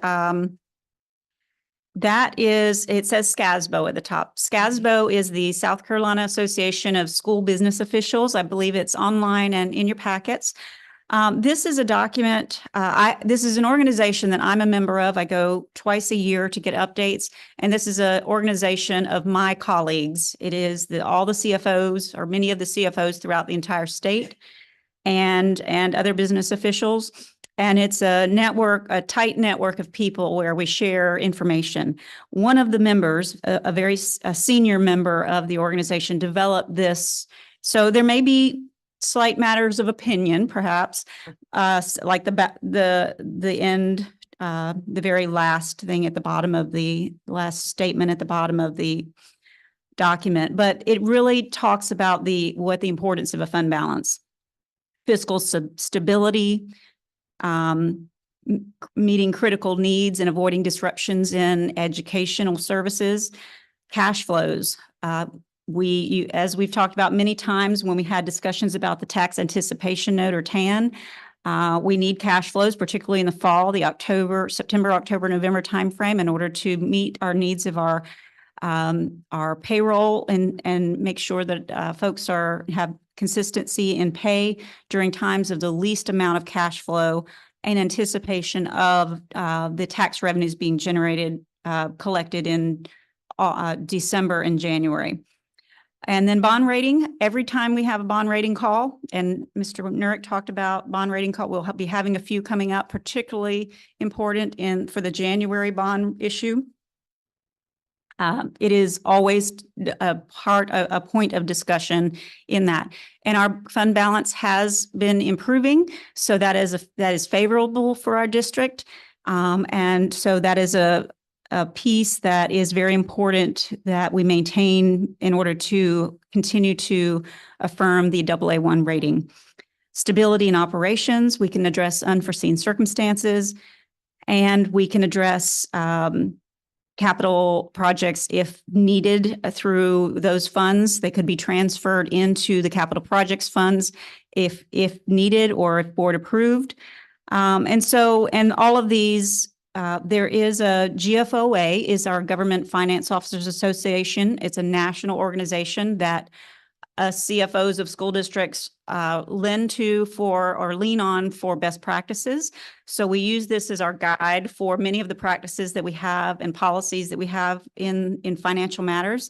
And it states that you should keep at least a minimum of 2 months of operations in that fund balance. So I think we've had some discussions about that in Finance Committee, and there will be ongoing discussions, I think, regarding a policy and possible amendment of that to align with this policy. So this is a good handout if you would like to share with community members or or legislative members that are interested in that for our district, and how that importance of that is critical to our financial operations of the school district. So that kind of summarizes the next slide. On slide 13 sort of gives you a visual depiction of the same exact language that's in this document. So that's why those are the reasons why an adequate fund balance is so important. All right, so the next slide, any questions on the fund balance? I'll just pause there. Yes, sir. I don't have a question, but I have a comment. when I came on the board 5.5 years ago, we had a very low fund balance. And in the time that's passed since then, we have been operating with a surplus every year. And that added to the fund balance. And finally, last year or this year, as we go in, we have our fund balance so that we do not need a tax anticipation note. So if we're going to keep that, what do we do if we have surpluses? Okay. Well, I had to deal with this issue for many years in the federal government where we didn't have fund balance. We had a budget and you had to spend it. And if you didn't spend it, you lost it. So there was never any carryover. So that is a tightrope that you walk. And last year, actually, we did not have a surplus. Actually, we thought we were going to be have a small surplus, but we had a very last minute expense that came in. It was not anticipated, and we had to pay it. And so we actually had a little bit of a deficit. Not, I think it was like 20,000, something like that. It was a lease journal entry that was made. You're right. Not particularly a payment. It was a non-cash entry Right. that was made from the auditors of, Right. and the was $9,000. $9,000. Yes. So technically, we didn't make our budget by $9,000, which is, you know, when you have $100 million budget, that's peanuts. What I would strongly recommend in this year's budget cycle and development, that the superintendent, because what way I handled it, I had a reserve fund. It was mine. And I didn't let it go to anybody until about the last week. And I had a list of things, I called them unfinanced requirements, that I kind of kept track of, that I knew I could have expended in the last week. Because that's the problem. You have to have something ready to go so that you pay the bill.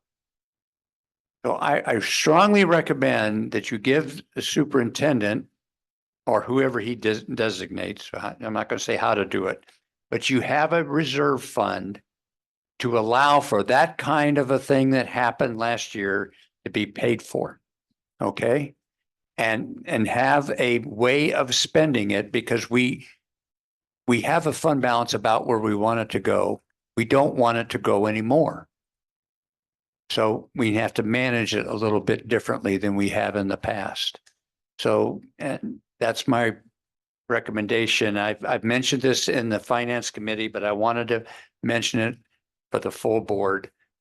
See if there's any issue with the full board, or if Ms. Crosby, if you have any concerns about that.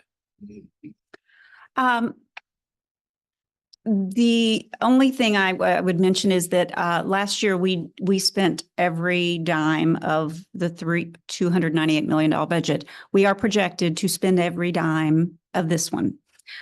So any excess that we may have would be in the form of revenue, which we do not have authority to spend at this point. So if there is any additional revenues sources that would be allowable to spend, we would be required and obligated to come forward to the board for any additional amendment of that total budget amount. So we'll certainly make sure that we have fully vetted that. We do need some more time because we don't know what refunds or rebates or will happen as the appeals processes go through.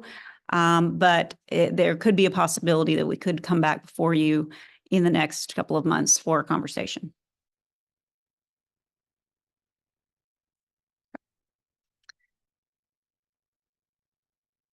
All right, so we'll move on to slide 14, budget challenges. So each year we have basically the same challenges, but inflation seems to be the biggest challenge at this point. Although we constantly look at the consumer price index. Ms. Phillips on my staff keeps very much in tune with inflation, economic conditions, and regularly updates me on inflationary pressures and discussions at the federal level. And any interest rate changes from the Federal Reserve meetings as well.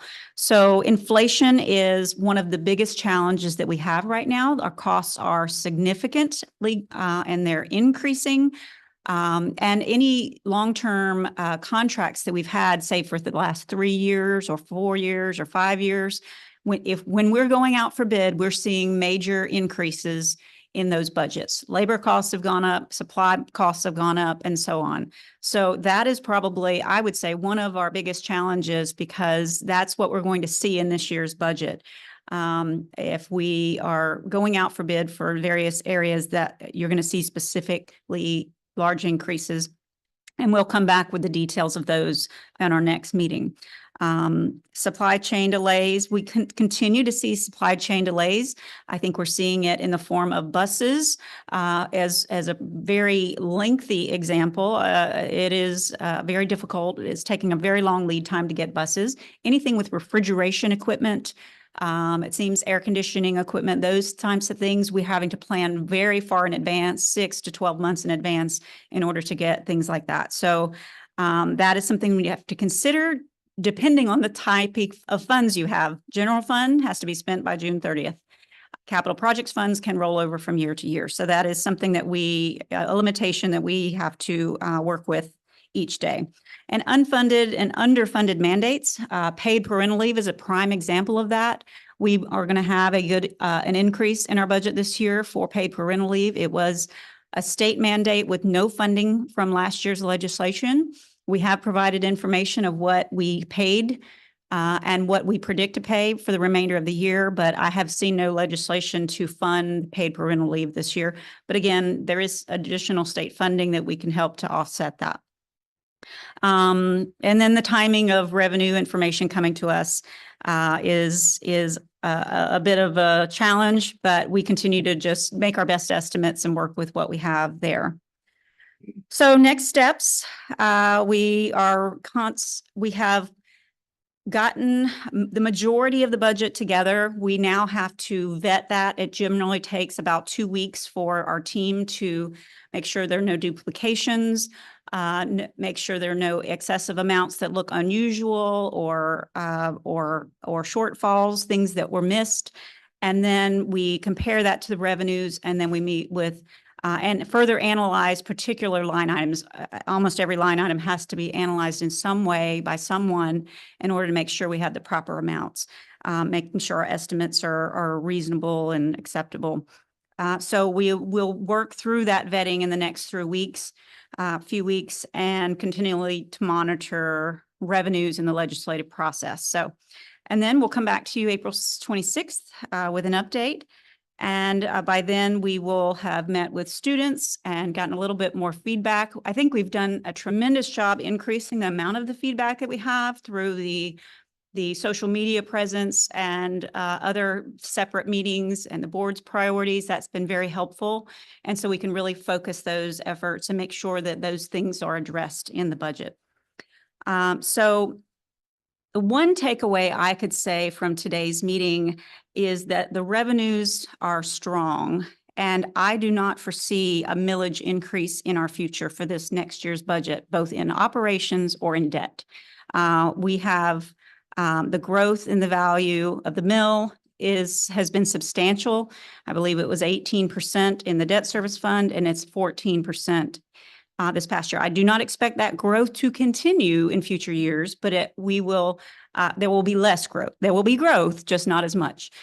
So that would be the one takeaway that I would say for today, that we do not anticipate bringing a tax increase. So the state law that was mentioned on the millage increase limitation, I don't think we will calculate it, see what that is, and then potentially able to carry that over into future years where the growth may not be so strong in future years. So, and that will assist us if needed in kind of bank those mills for future needs. So, and that concludes my presentation. All right, we have some questions. Ms. Boatright? Going back to the pyramid of the challenges, I think that there's a challenge that falls under the under the unfunded mandate aspect of things, but I think it's as much a political challenge as a financial challenge in that the ESSER money is coming to an end. Yes. And I think that's already starting to filter out into the community, and people need to understand that we knew that these were short-term offerings, and we need to have, as part of the next steps, we need to have that come from the district leadership as to what we're going to try to continue to fund through ESSER and what we're not, and make sure that the public understands that we're not cutting positions, that these were temporary positions that were added with extra money that has come to an end. And unless the state government wants to supply us with additional revenue, it'll be difficult to continue to fund those. Yes, ma'am. Thank you. Colonel Guyer. One thing I want to stress to the administration as they're developing this budget. 80% of our budget is salaries and benefits. And I know that the first thing you look at is positions and how many positions in each school and so on. So with positions, you're going to have slippage. You're going to have people that a position you can't fill, a position where the person leaves and you fill the position only half of the time during the budget year. So there's slippage. And when I've evaluated our surplus, and it's not a surplus, I don't want to say, but our extra funds at the end of the year, it's mostly from slippage. So we really have to have a good way to continually monitor that slippage issue.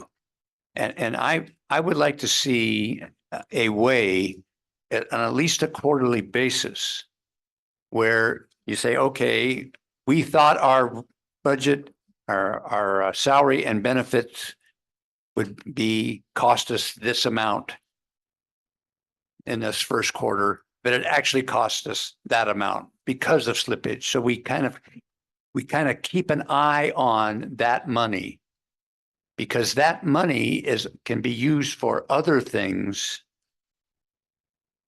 And once it's not spent, it's not spent. So it's not like you're taking it away from something else, but it gives us additional revenues that you may not want to commit at that time, but it allow us to understand what we have in the slippage account, if you will. So that's a suggestion for you on how we manage next year's budget, not how you develop next year's budget, but how it's managed.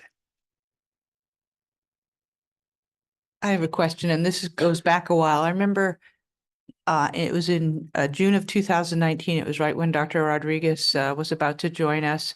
I believe you, I, and Colonel Guyer heard Sandy Hauk from the South Carolina Department of Revenue talk about the local tax revenue.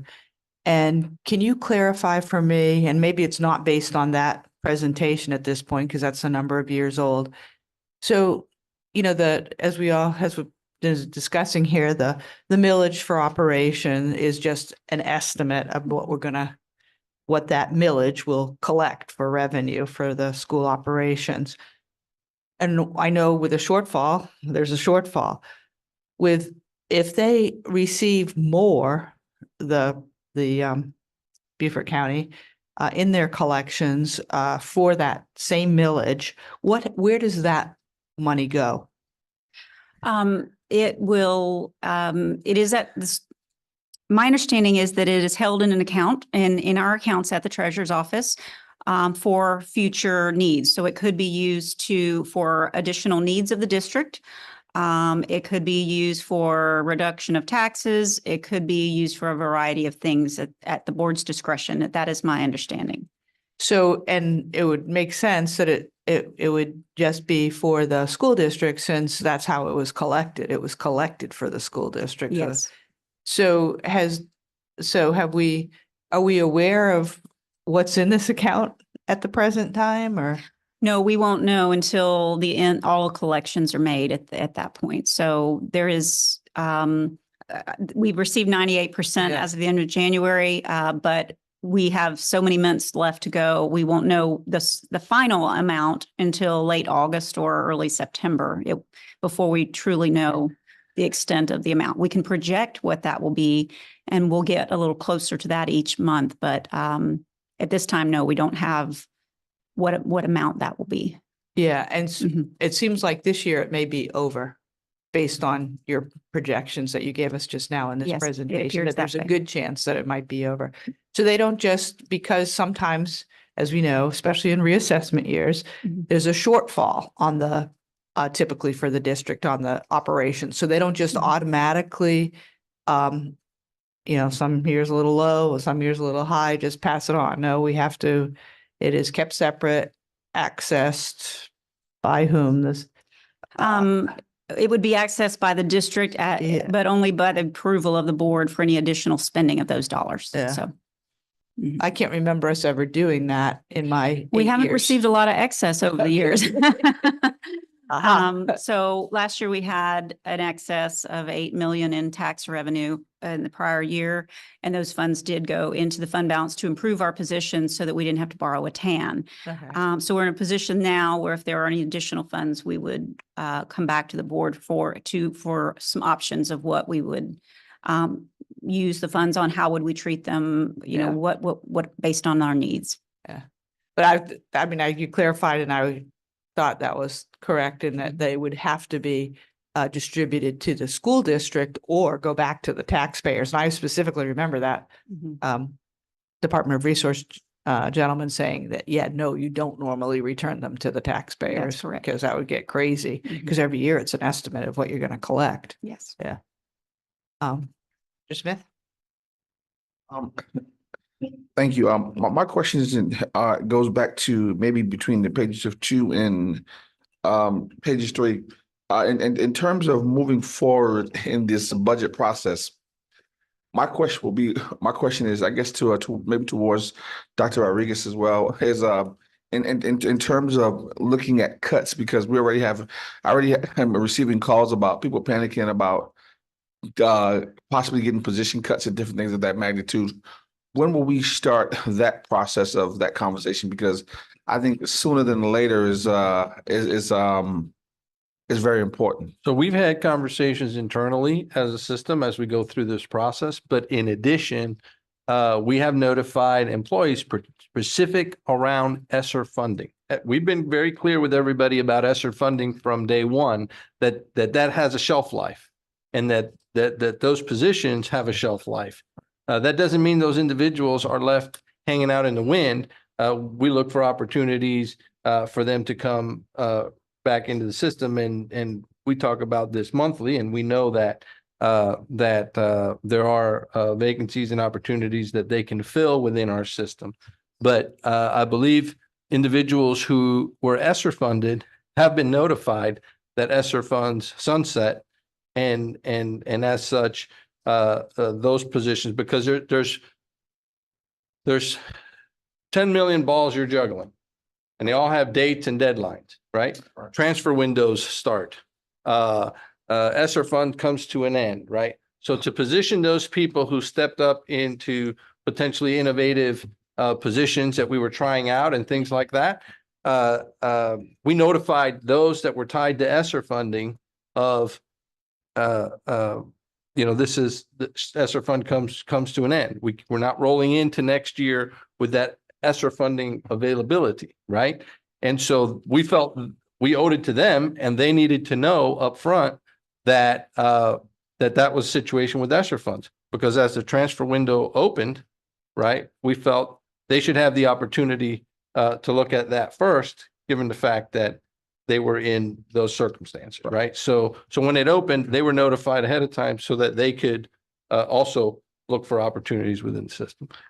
Okay, and I do understand it, and I appreciate that we did handle that diligently and as efficiently that we did it diligently, efficiently, and intentionally the way we did do it. But my question still is in terms of when will we start to see, because I'm sure there may be some of those positions that we've learned of that we actually do need to keep those on.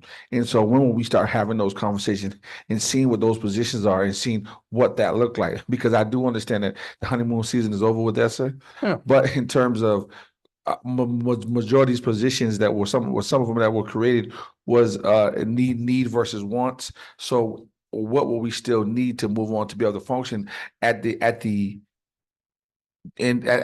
level of success that we are at right now to sustain that? What, so my question is, out of all those positions that were created, how much of them are actually needs versus wants and in terms of continuing moving on about a successful process? Yeah, we're still working Hold on. through that process. I mean, the budget process is a lengthy process. We're in step 1.5, right? I mean, we're still early in that process as we go through it. So, I mean, I don't feel right sitting here telling you on,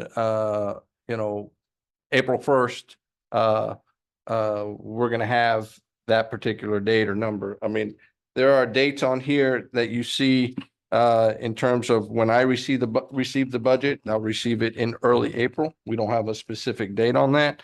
And so when we look at where we're at in that process, I think it's just important to note that for me, I will have a first look. I mean, I'm having input and conversations along the way as the team is working through it, but a first look at what that sits and looks like early April in terms of a comprehensive picture, right? And so, I think it's a great question, but I think it's just premature for me to give you an answer. Right. And I guess I should say more or less, I'm not looking for a one size fit all answer right now. I'm just it's more of an ask. Yeah. Just that more later than later. I mean, early, right, as soon as possible, so that also as board members we can digest that and understand understand what's going into this decision as well, so we can be supportive into the decision that the district is making to move our district forward. So sooner than later is very important. Yeah. To making that decision for me as well. That makes sense. Thank you. All right, thank you very much, Tanya. Thank you. So we have one more agenda item before we have our 30-minute lunch break, and that is the legislative update by our lobbyist, Lynn Stokes Murray, with Burr Foreman. And she, I believe, has joined us remotely. Yes, I see her on our screen. Hi, Lynn. Hi, guys. Welcome. Thank you. Hope everybody's doing well. I sent Robin this updated tracking report, and we tried to put it in the format that you all requested.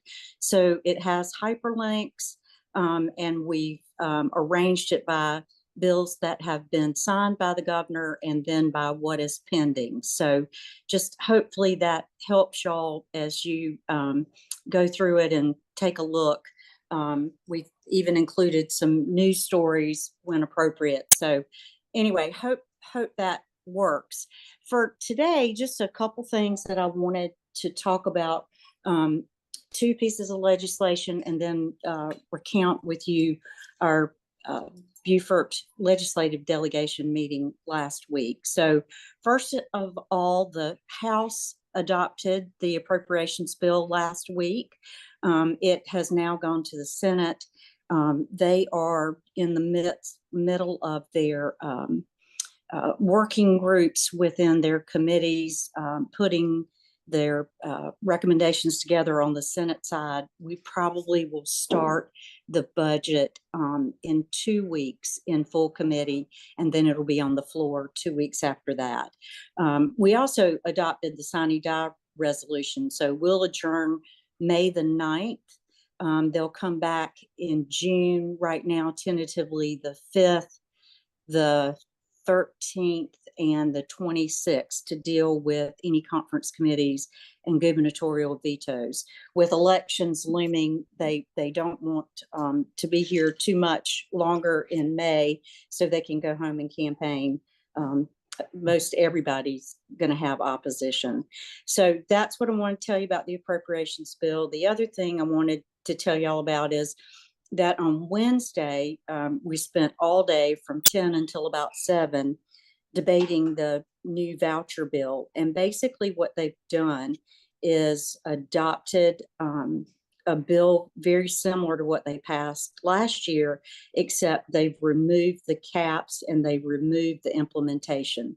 So it's interesting that what started as an education pilot plan with limited amount of money and limited participants is now, as least passed by the House, going to be pretty much open door. Now, on top of that, the Supreme Court has heard arguments 2 weeks ago whether or not the program is actually legal. So it's just kind of interesting that the House would go on record before the Supreme Court rules. The Senate has said they're not going to take up the bill until the Supreme Court makes a decision. But I just wanted y'all to know that that's out there, is something we're paying attention to, and we'll keep you guys posted on how all that shakes out. So let me stop right there real quick and see if anybody has any questions, and then we can talk about the delegation meeting. Yes, Lynn, we have some questions. First is Carlton Dallas. Thank you very much for that update, ma'am. I really do appreciate the vigilance that you display in covering so many different bills in front of the various legislative bodies.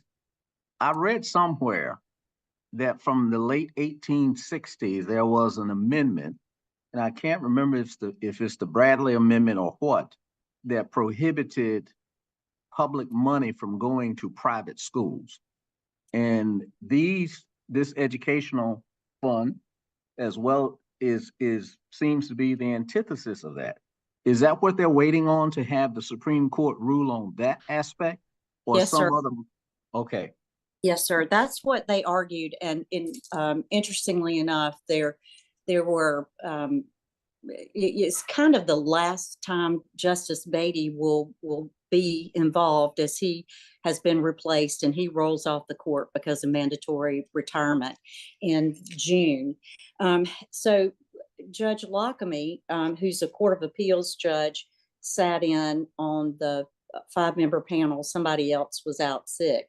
So it was an interesting group of people, and Judge Beatty and Judge Lockamy really hit that point hard, that you are going against what has been on the constitutional books for hundreds of years. So I don't have any idea when they will rule, but my guess is that they will probably want to issue an opinion before Judge Beatty leaves the bench. So it depending on what. I'm sorry, ma'am. No, I was just going to say, depending on what happens with the ruling, is whether or not this will even move forward. And like I said, the Senate's just not going to take it up till the Supreme Court rules. These types of bills are sweeping the nation. Georgia just passed where they're going to give $6,500 per student who endeavors to leave public schools and go to another public school or private school or charter school. So it's sweeping. Is there a thought that even if it is ruled as legal by the South Carolina Supreme Court, that it will be held in abeyance until it can be appealed to the federal circuit? I don't know the answer to that. I would assume so, but I can ask that question for you. It would make sense to me, but typically things that make sense to me don't make sense to the House. That's a great way to put it. Well said, Very ma'am. tactful. It is election season, right? All right, next we have Earl Campbell. Yes, it's in the Constitution, and I read it. But last year, many people in the delegation have said that they was going to amend the Constitution to do it. So, whatever the court says, they're going to overrule the court. Well, I The guess. other thing, go ahead. No, I was just. Go ahead, Lynn. The only thing that they could do if they're going to amend the Constitution is put that question on the ballot. And I don't know whether there's enough time to do that to be on the 2024 general election ballot. As I recall, and don't hold me to this, but I think that they have to put a question that amends the Constitution on a general election ballot. So that would make it eligible, once every 4 years. So we shall see. But I didn't mean to interrupt you, Mr. Campbell. Okay. The other thing is, they keep talking about sending students to private school or religious school, but nobody is talking how they're gonna get there. They're gonna walk.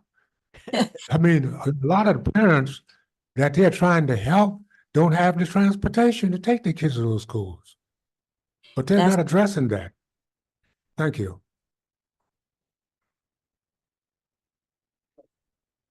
Mr. Smith? Also, my question to my question to you is also I'm sure you probably were present. Do you also have the votes of our local legislators in terms to how they voted on this bill? Yes, Because I think I don't think I didn't I found it, but you do?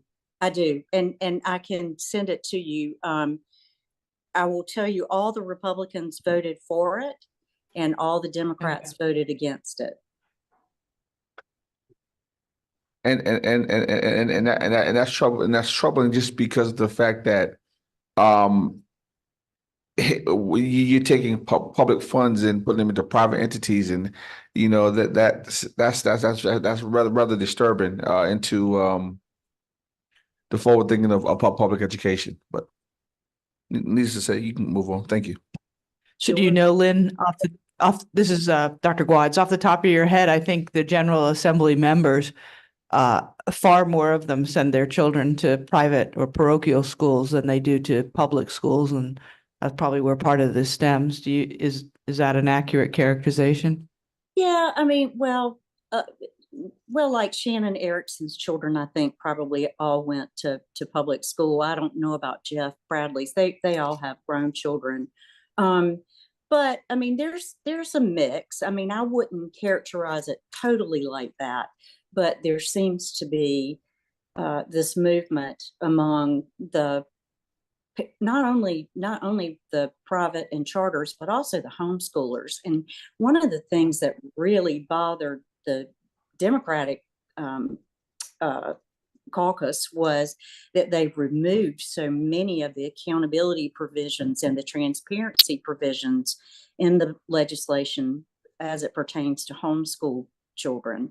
And there was a yeoman's effort to try to put some of that language back in the bill, but they were not successful. So it was just, the votes were anywhere from 75 to 32. I mean, it was all the Republicans voting together and all the Democrats voting together, and no amendments passed except for the committee amendment, which, like I said, largely exempted homeschoolers from any accountability or transparency. So we'll see what happens. Yeah, and I just want to clarify too, I appreciate your response. I wasn't just pointing, just meaning our delegation. I just meant the General Assembly as a whole, not specifically our delegation. I have a second question for you. So the House Bill 3293, which is the cell phone ban, do you have any elaboration on that? Because that's a hot topic. It seems like in a lot of districts, is what to do with the cell phones. Yeah, no, I don't, but let me go back and pull that one up and see where we are on it, and I will shoot you an email. I just don't know off the top of my head, and I don't want to tell you something wrong. Perfect. Okay, and then I can share that with the board, or you can send it to Robin and me, and she'll distribute it. Yeah, I'll do it as soon as y'all can have that Perfect. one still together. We still have a few more. Okay, yeah, we still have a few more questions before we get to your update on the meeting last week. So we have Dr. Rodriguez next, and then Carlton Dallas. So the recent superintendent's meeting, one of the things we heard about this was that one of the considerations around accountability or assessment for students opting for those vouchers and the schools opting to accept those vouchers was that they threw in an assessment component, but that assessment component, I want to be clear, is different than the assessment component that our students have to take in public schools. That assessment component, with assessment component that our students take is a standards-based assessment. The assessment they're talking about, those students going to the parochial schools or to other schools accessing these vouchers and those schools administering, is norm referenced assessments. Okay, here's the difference. Okay, the standards-based assessment compares a student to the standards that they're taught. Okay, the norm reference assessment just compares students to students across the country, not to standards that are taught. There's a difference, a significant difference. In Florida, Florida used to administer the battery of assessments to all students in the public school system. They administered a standards-based assessment, which was commonly known as FCAT, until they came up with a different name. And they administered a norm reference test as well. So during testing season in the spring, students took both of those at every grade level from 3rd grade through 10. The norm reference test that we took at that time was a Stanford Achievement Test. The other one that's out there is a Iowa Test of Basic Skills, right? That we used to take those when we were in school, okay? It is different than what our kids are required to master today through standards, okay? And what I would say is our students in Florida didn't mind taking the norm reference Stanford Achievement Test, and they generally did better on the norm reference Stanford Achievement Test than they did on standards-based tests. Okay, so I say that to say there is a difference. People can do linking studies and they can do all those things, and that's fine. But I can tell you there is a difference from what I've seen in my experience. And those are two different tests providing two different types of information. All good information to have, but if you're using them for accountability and you're tying that to the program, let's just be clear, it isn't the same. All right, we have, thank you, Dr. Rodriguez. Mr. Dallas? Thank you again, Madam Chair. A couple things. One, it seems that there's a conscious effort to basically store the OpEx of kids that leave the district, store the cost of supporting that kid with observations, with resources, but the revenue goes wherever the kid is enrolled, whether that's at school or private or charters. And I think something that will be fairer will be, and we pose this to an elected official to have the Revenue and Fiscal Affairs Authority or some entity that's detached and objective to review what's the total sum per school district of OpEx that's stuffed into the school district and the revenue is being proposed to go elsewhere. The second point on that same topic is I've had one legislator who acts surprised that that is occurring.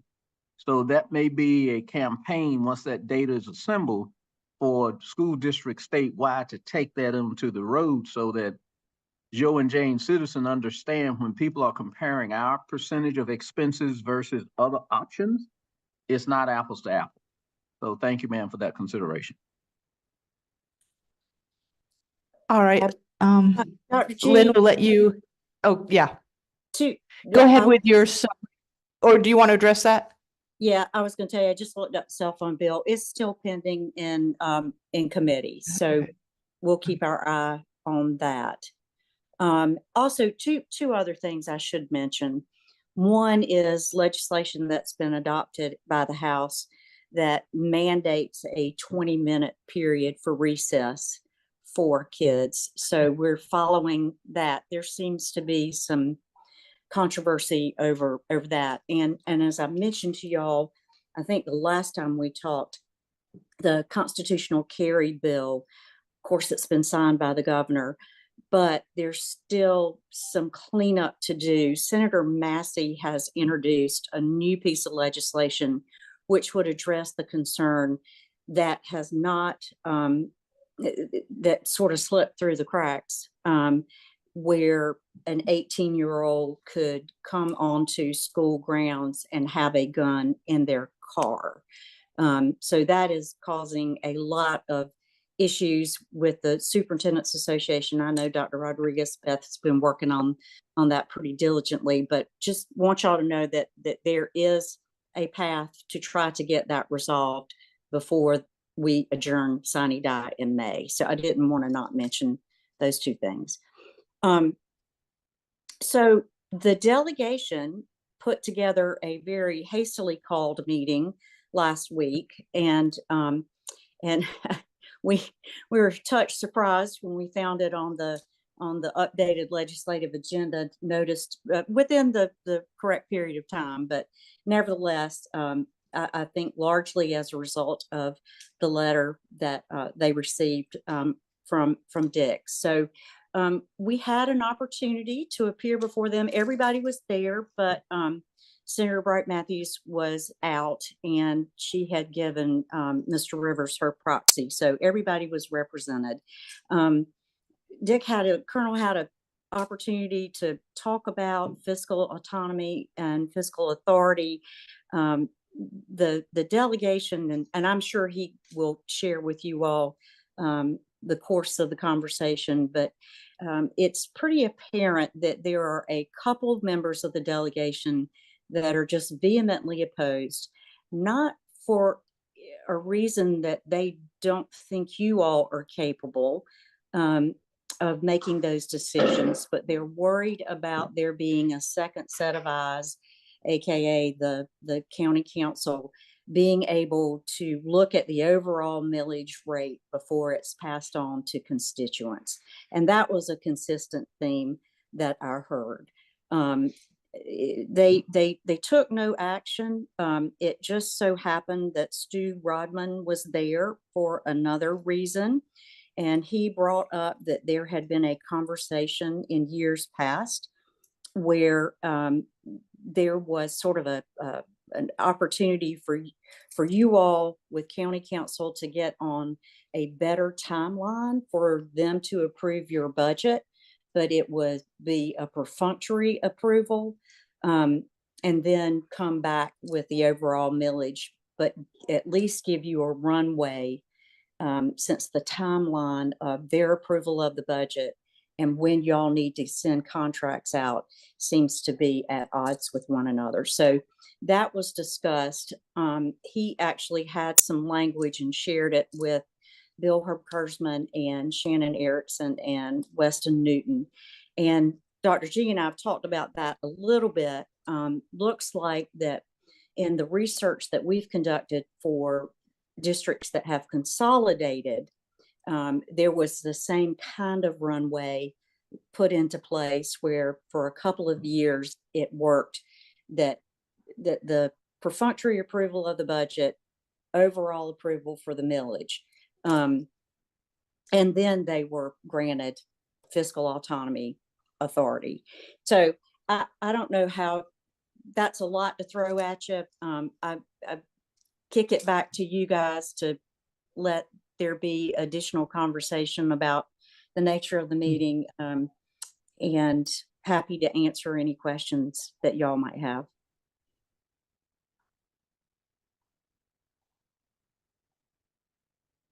All right, it looks like we don't have any hands up. We do.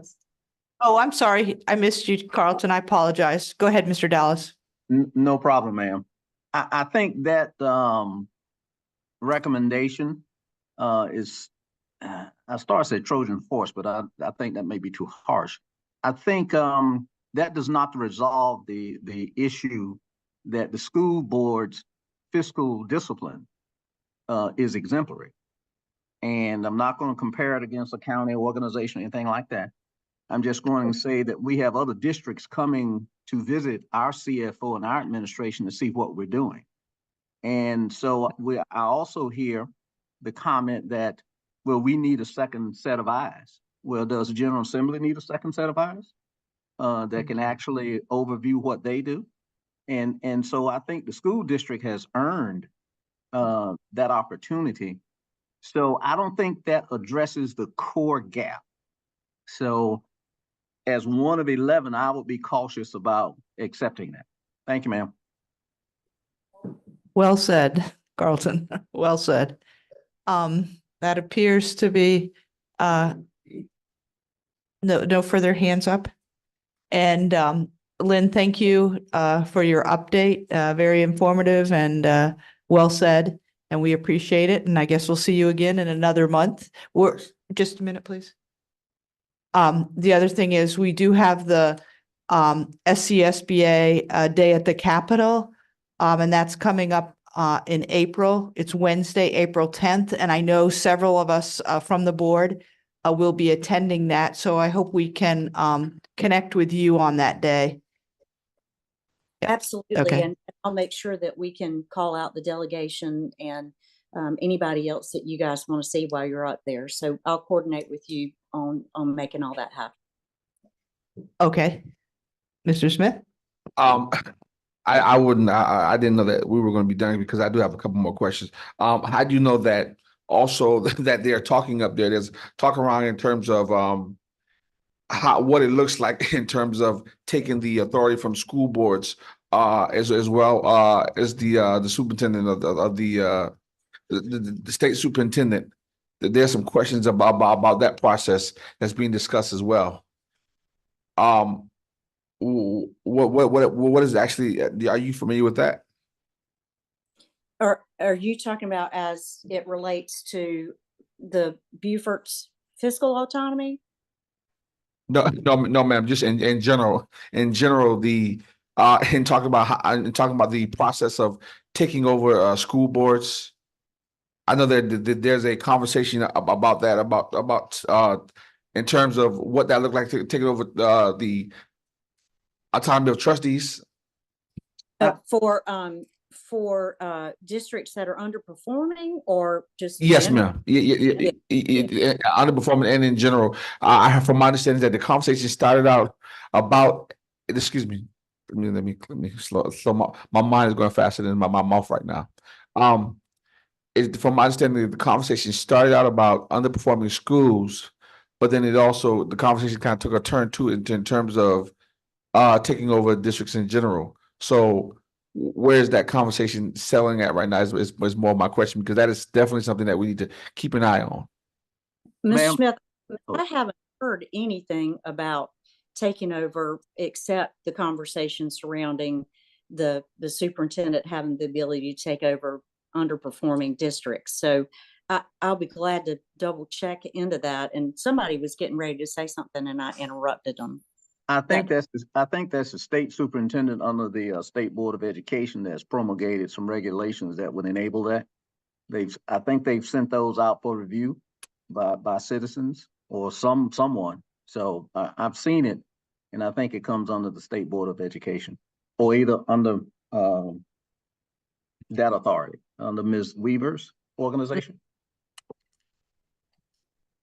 Let me pull regs and see what I see, and I'll send those to you guys. Perfect. Thank you, ma'am. And then also in terms of this new supposedly the more money in terms of teacher pay going up, how with us being Beaufort County, what does that really do for Beaufort County, and what does that look like in terms of?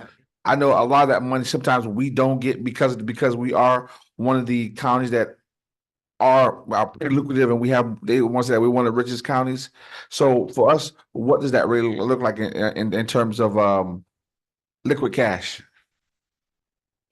Well, your CFO may have to answer that question. You know, there's a reason I'm a lobbyist and don't do math. But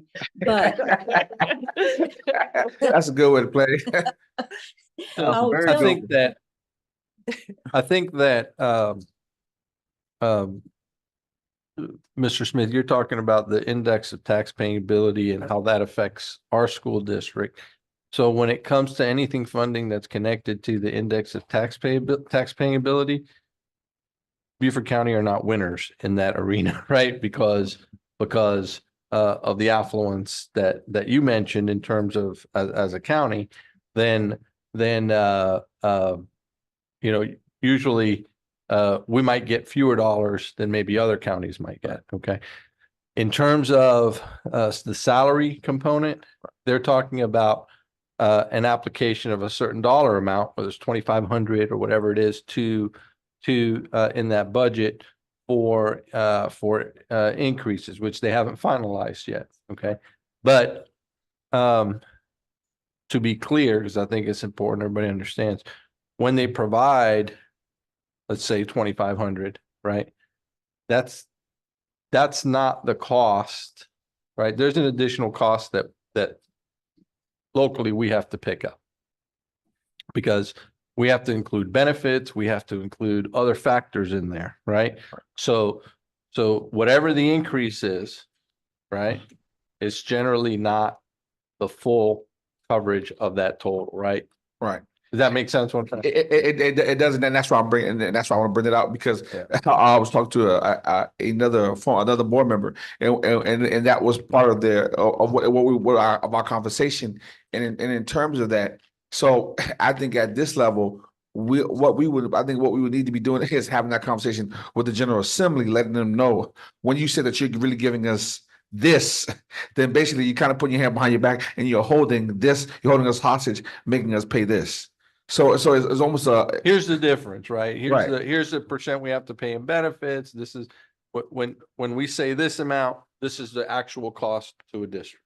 right. So that's Also, something, like health insurance and all that kind of stuff has gone up. right. But my point is that don't give me a dollar and then you're really giving me 50 cents, but you're telling everybody you gave me 50 cents, and you're really giving me, you're giving me 50 cents, but you're telling everybody you give me $1. So we need the other half to come with that. And that's a conversation that maybe we could have our legislator bring that up and bring that eye opening to them so that they can't say that they didn't realize that, because I think that could be an eye opener. Yeah. Something that they probably didn't take into into full thought. Does that make sense? All right. Well, Lynn, I'm sure you have a busy day and we appreciate you joining us today and giving the updates and the information you're going to send. If you would please send it to Robin and copy me and we can get it distributed. Absolutely. Thanks, y'all. Have a great weekend. You too. Bye. Thank you, ma'am. So it's approaching 12:10 and our agenda says that we'll have a 30-minute lunch break. So we'll resume at 12:40. Okay, thank you.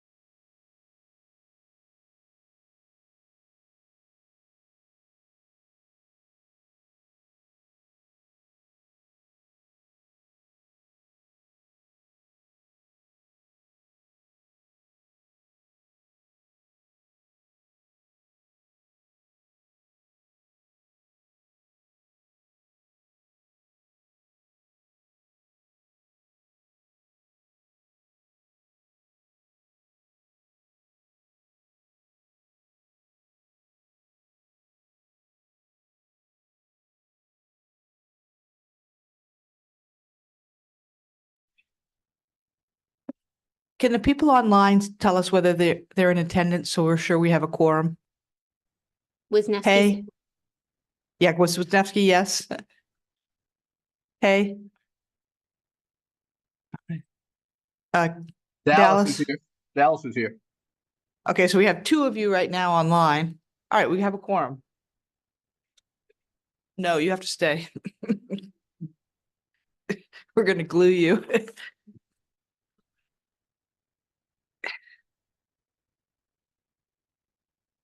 All right, we'll reconvene now for the Beaufort County Board of Education work session of March 22, 2024. Our first agenda item after lunch is the pre-K alignment with Ashley Hutchinson.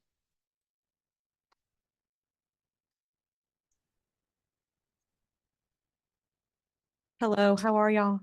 Good. I'm Ashley Hutchison. I am the Director of School Readiness for the district. I appreciate and thank you for the opportunity to present to you this afternoon. I am going to be discussing pre-kindergarten through first grade alignment. If we put up the PowerPoint.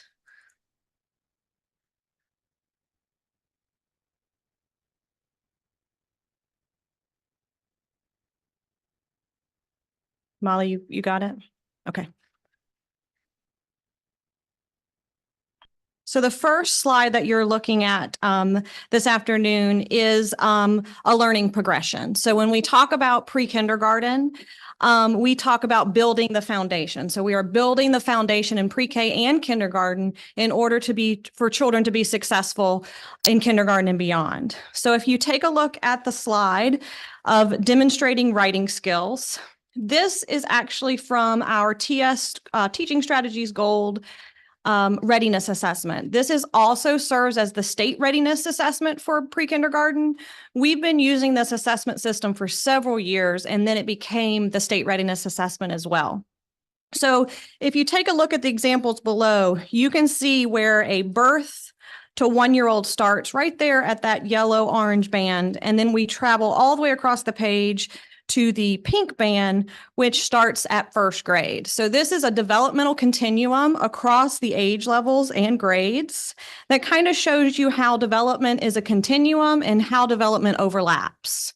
So for instance, we start with around 1 or 2-year-old, they start making scribbles on a page. And so that's when we're exploring lots of different markers and crayons and different writing utensils.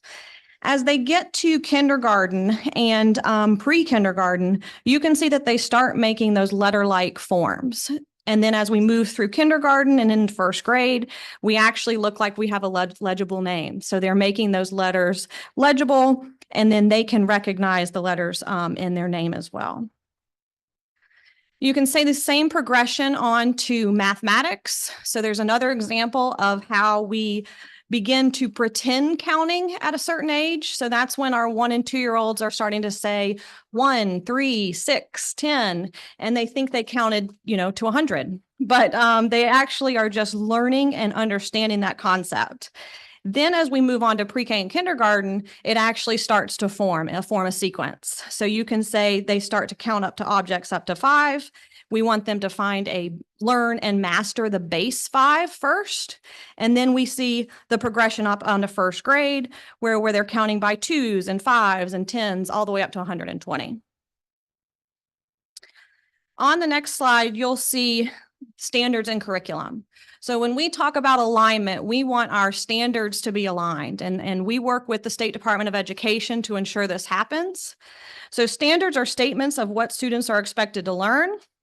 And then a curriculum is the program or the vehicle used to help students meet the standards, including the instructional materials, activities, tasks, units, lessons, and assessment. So in the graphic beside there to the left or to the right, you can see that everything is happening simultaneously while learning is occurring in the classroom. So Melissa Murray is here. She is the Director of Literacy, who's going to go a little bit more in depth with our literacy. And then we'll have Carlos Williams, our math coordinator, talk a little bit about math. Good afternoon. So you have before you the South Carolina Department of Education Literacy Standards map to the left. You can see here the progressions was starting with pre-K on up into first grade. There is also a map provided where it shows you all the way up until English 4.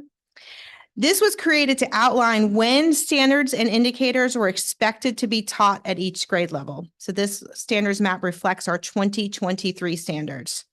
When the 2023 standards were rewritten, the Education Oversight Committee at the State Department required no redundancy within the standards, which is a correction from some of our 2015 standards. So to the other side, to the right, is the Teaching Strategies Gold Continuum Ashley spoke about that's used in pre-K. But this progression also shows you how our 2023 standards are a progression. So I snipped this so you can see pre-K, kindergarten on up. We didn't, in her larger document, you see the younger children. Our standards build on one another to give each student the opportunity to practice and master each step to create a strong foundation. Joining us next is going to be Carlos Williams, our coordinator of elementary math, to share the math progression. So good afternoon. So students in grades pre-K1 need lots of opportunities to make connections around numbers and to catch number sense. This image on the screen shows the progression of early number and counting. And many of the skills shown in that image overlap between grades pre-K and 1. So for example, the first 2 sections of the image are mostly pre-K, but then some of that overlaps into the next portions of the image in kindergarten. Many students enter pre-K with the ability to say number names, and they develop the ability to subbatize or name numbers to a visual pattern, as shown in the first section of the image on the screen. While working on subbatizing, they are simultaneously working on the concept of more and less. As they move into kindergarten, they begin to work on counting sequences, counting from 0 to 100s, both forwards and backwards. While working on rote counting in the third portion of the image, kids began working on one-to-one correspondence, where they tag objects to numbers. And then while working on one-to-one correspondence, cardinality begins to happen. Cardinality is all about being able to count a set of objects and knowing the last number said in the count sequence is a number of objects in that set. Students also began to learn that numbers are nested inside of other numbers. And then the final part of the image in the progression is the number conservation. So the idea of number conservation is all about kids knowing that the last number said does not change the amount of objects that are in a set of objects. It's actually a different image with the longer one. So even if those numbers are moved around, the number is not going to change.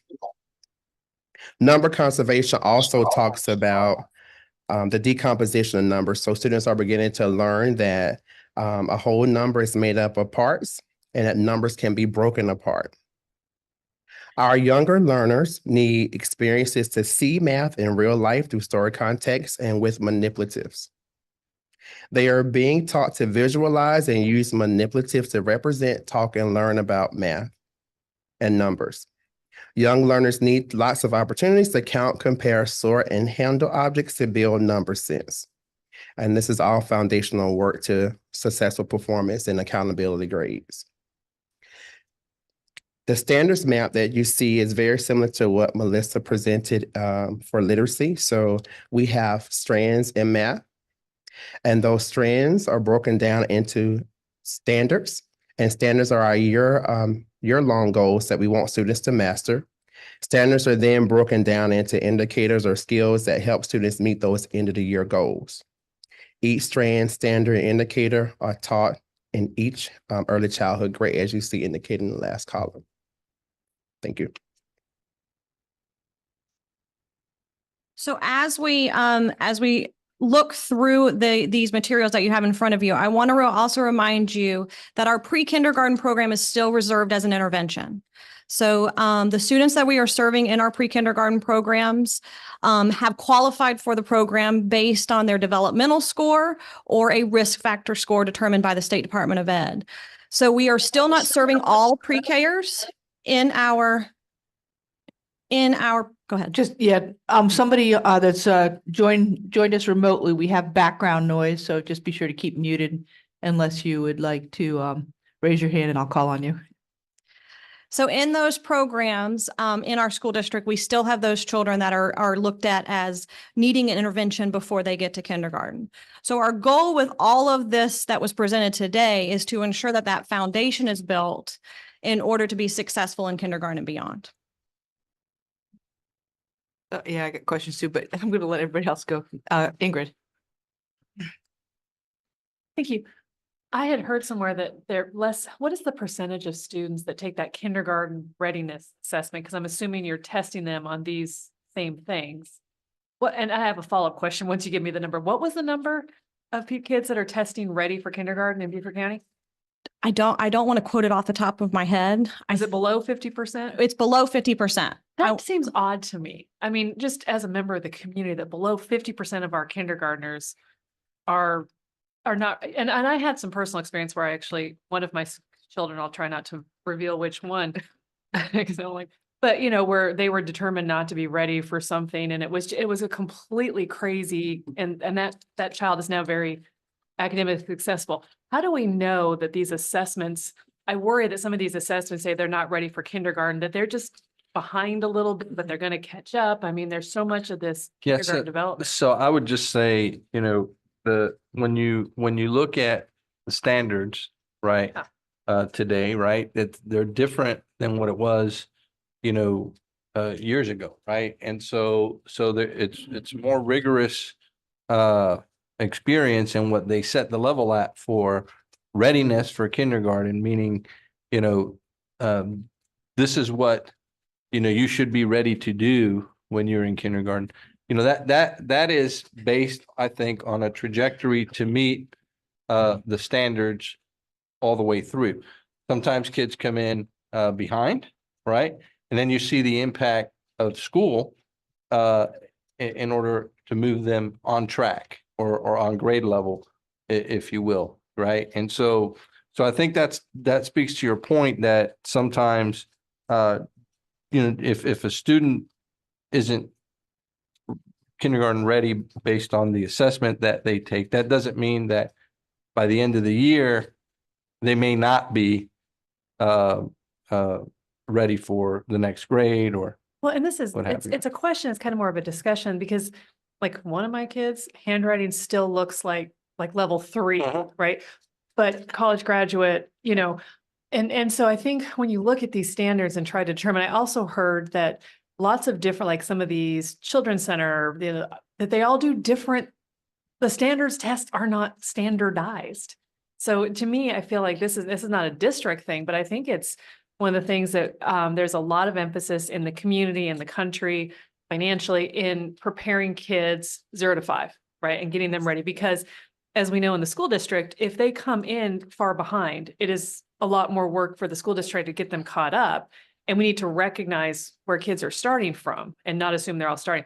But I also think some of these standards are just, they're difficult to work with, I guess is the way I would put it. And sometimes I think I would add to that,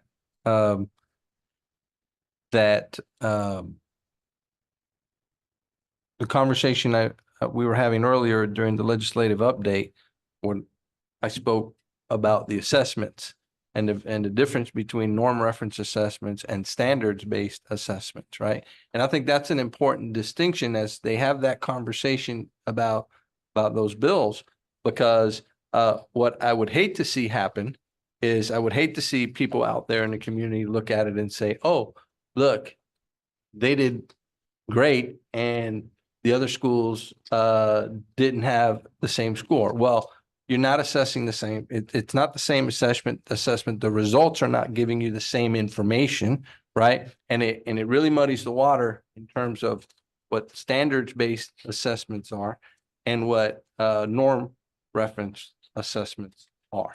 it muddies the water to the extent that it would run, if you did this, if you approached anything else with this same methodology, you would not be able to run a medical research. I mean, all these things, these are human beings. And so I appreciate what you're saying. I'm just saying, when I see this stuff and I think, this is an odd, we're trying to shove a bunch of square pegs into a very small round hole and then wondering, you know, if that's relevant to everything. So anyways, I appreciate what you're saying. I just look at this and think, oh, I don't want my kid forced into these different standards and assessed.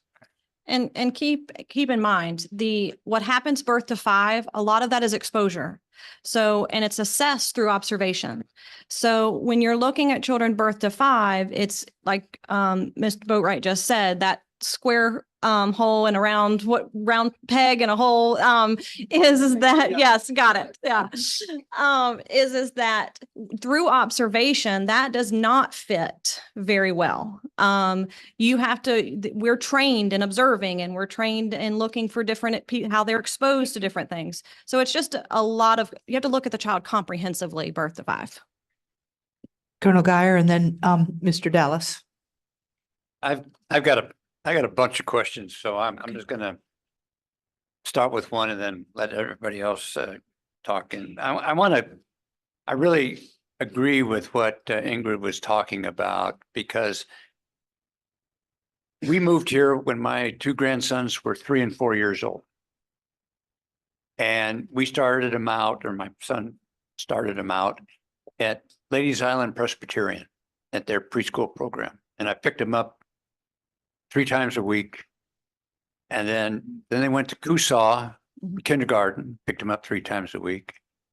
And then they went to Bridges, and then they went to Ladies Island. So I've watched them from the very start, and I really liked your presentation showing what they do and the scribbles down to starting to put letters together and so on. So my question is, on the standards piece, we have lots of daycare, lots of preschool, and we have Head Start. Is there any leadership by the district to bring these folks together to say, let's have a standard?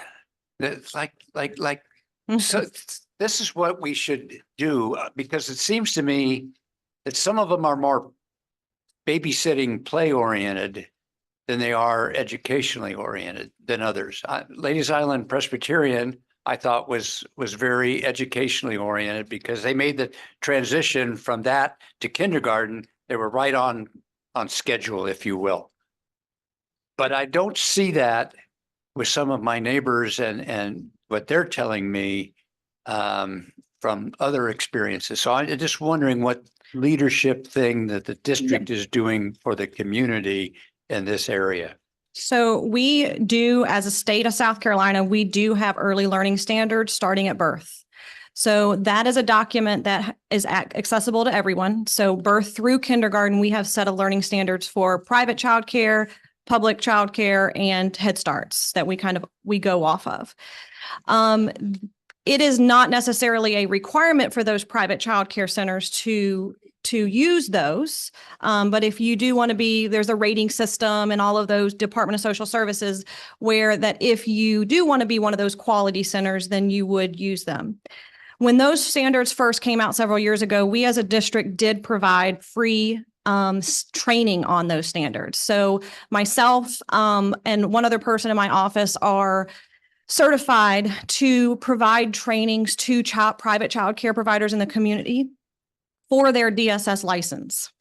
So if we bring them in, we can deliver training, and then in return, they get credit for that training to go towards their license. We have not done that recently, but if that's something that as a district we are interested, we can certainly look into that. But we have done that in the past and worked very closely with those private child care providers. Head Start as well, yes. So those trainings are open to them as well. Okay. So next we have Mr. Dallas. Thank you, Madam Chair. Thank you. basically not all, but the majority of research I've been reading over the last 14 months indicates that the deficit occurs in the early years in the family.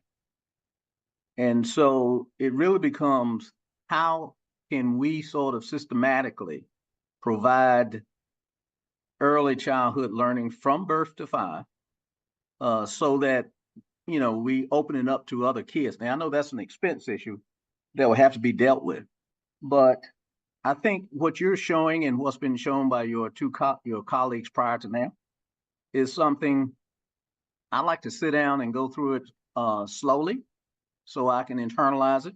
I've been asked to speak on this specific topic, and I'd like to represent what the district is doing now and what our plans are going forward. I think totally in support of what has been said about standardizing. And then from where I sit, if an entity is going to be remunerated by the district, if they don't use our standardized recommendation, then that may be a break agreement. So, because I'm sure you're going to choose what's best for the students. And then the fact that you provide free training, I didn't know that. And I think this is another opportunity to develop a roadshow and take this deeply into the community so they know what the school district is doing, but they have no idea, and it's done for the vast majority of people. So I think what you're doing is really good. I support those comments made to this moment, but I'd like to see a comprehensive, and I think the Beaufort County School District will be the first in the state and thereby first in the nation. And the last thing I'll say is we got to have standards. We have to have standards that are immutable. And yes, there'll be individuals who sometimes don't fit that paradigm. But, like myself and others, we come through in later years. But we have to have something that we're pretty guaranteed, because the U.S. used to be number 1 after World War II. I think we're in the mid-20s now.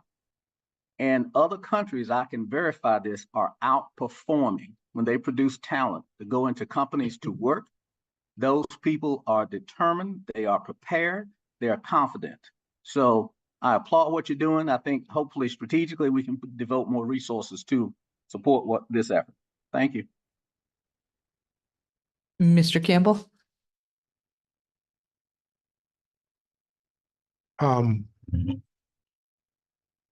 Head Start and the district are doing a good job, but we have to remind ourselves, there's a large percentage of our children come to the district. When they come to school, they have never seen a book, nobody have read to them, especially in the rural area. They're raised by the grandparents or an aunt. And like I've said before, we don't have an educational foundation like other countries does. They look at all their children, like Japan, Korea, and all the other countries, Europe. They have an education foundation. France, I would say France has one of the best early childhood education program in the world. Every child that grew up in that country is required to go to pre-K and kindergarten. That is something we don't have in this country. And we can talk about standards all we want. Until we have a good foundation, nothing is going to change. Thank you. Mr. Smith? Just to the point of what my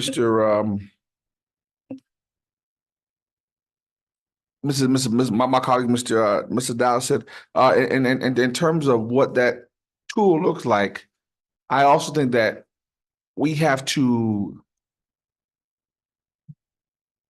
go ahead, but right.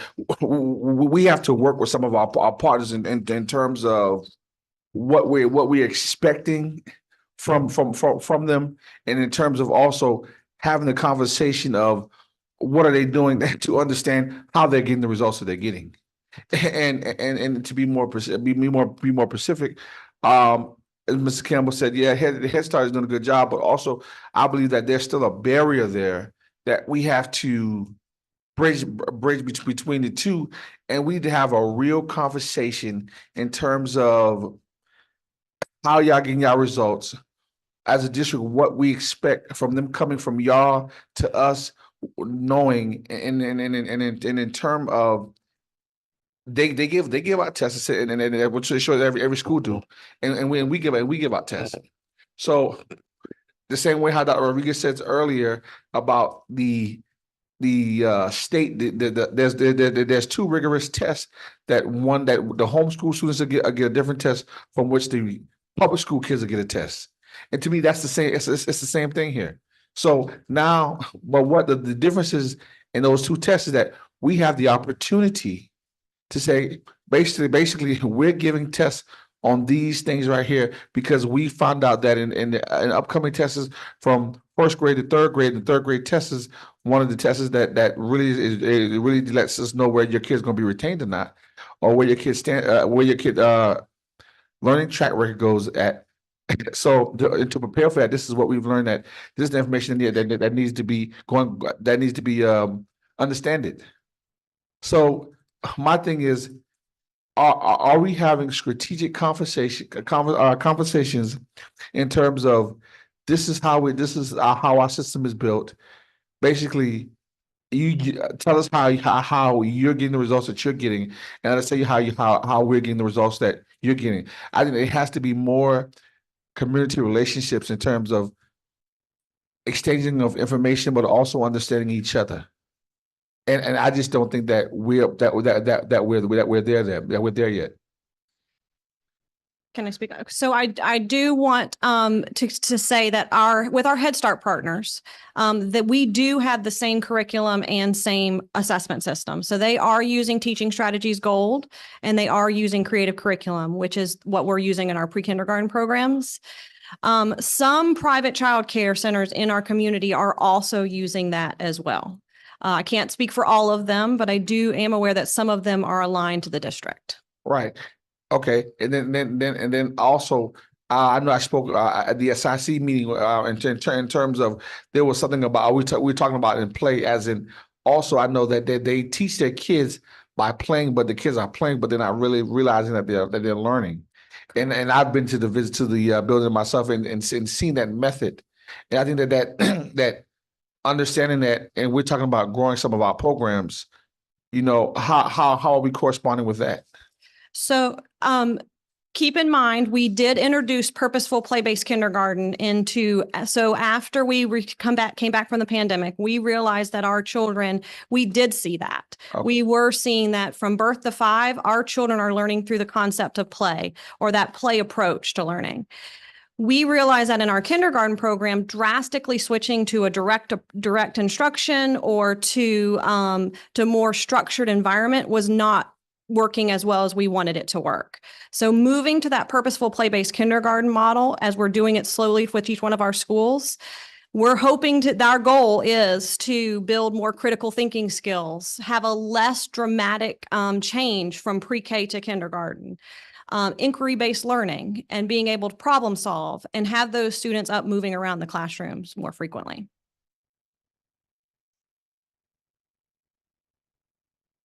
So got a couple of questions.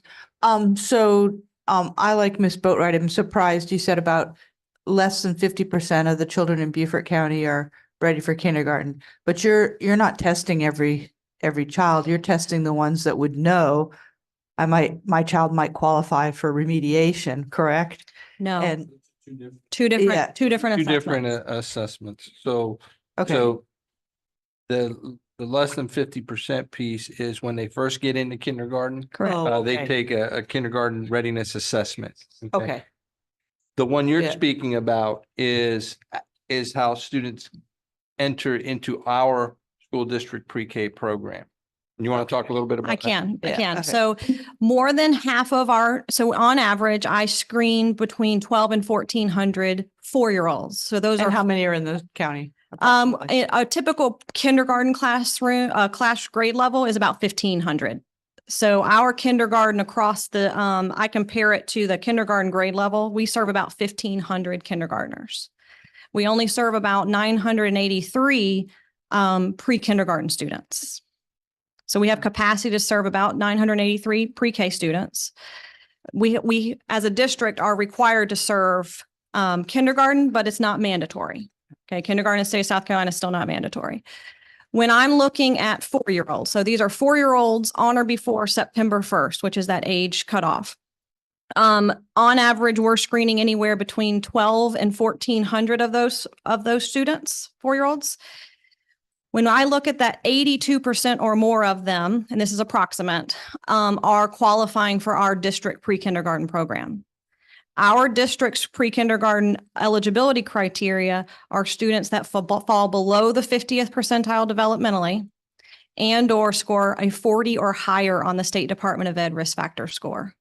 So you can have that combined score. You can either get in developmentally with a developmental concern, or you can get in with a risk factor score. And give an example of some of the risk factor items. Free and reduced lunch, Okay. mom's education level, dad's education level, Okay. incarcerate. Yeah, all right. Yeah. So there's several of them. but- Okay, so those are two separate things, yeah. Mhm. So our students who are screened for pre-K, that determines whether they are eligible for our program or not. Yeah. Those are the majority of them are falling below the 50th percentile or have enough risk factors. Then when everybody comes to kindergarten, they're then given the kindergarten readiness assessment. And that's a state requirement. Everybody in the state of South Carolina takes that as a kindergartner. That is what Ms. Boatwright was talking about, even more than about, I can't remember, it's less than 50% of them are ready. And so how about, do you see, since the ones that went through pre-K in our program and then have to take that, what results do you see with them? We are analyzing that data. Yeah. That's something that we have looked at. Uh-huh. The assessment has not been consistent for years. So that kindergarten state readiness assessment there's been a few different ones over the several years. So we're trying to look at that. So going back to, I believe it was Colonel Geyer's comments about, we have private preschools or church preschools or daycares or in the county.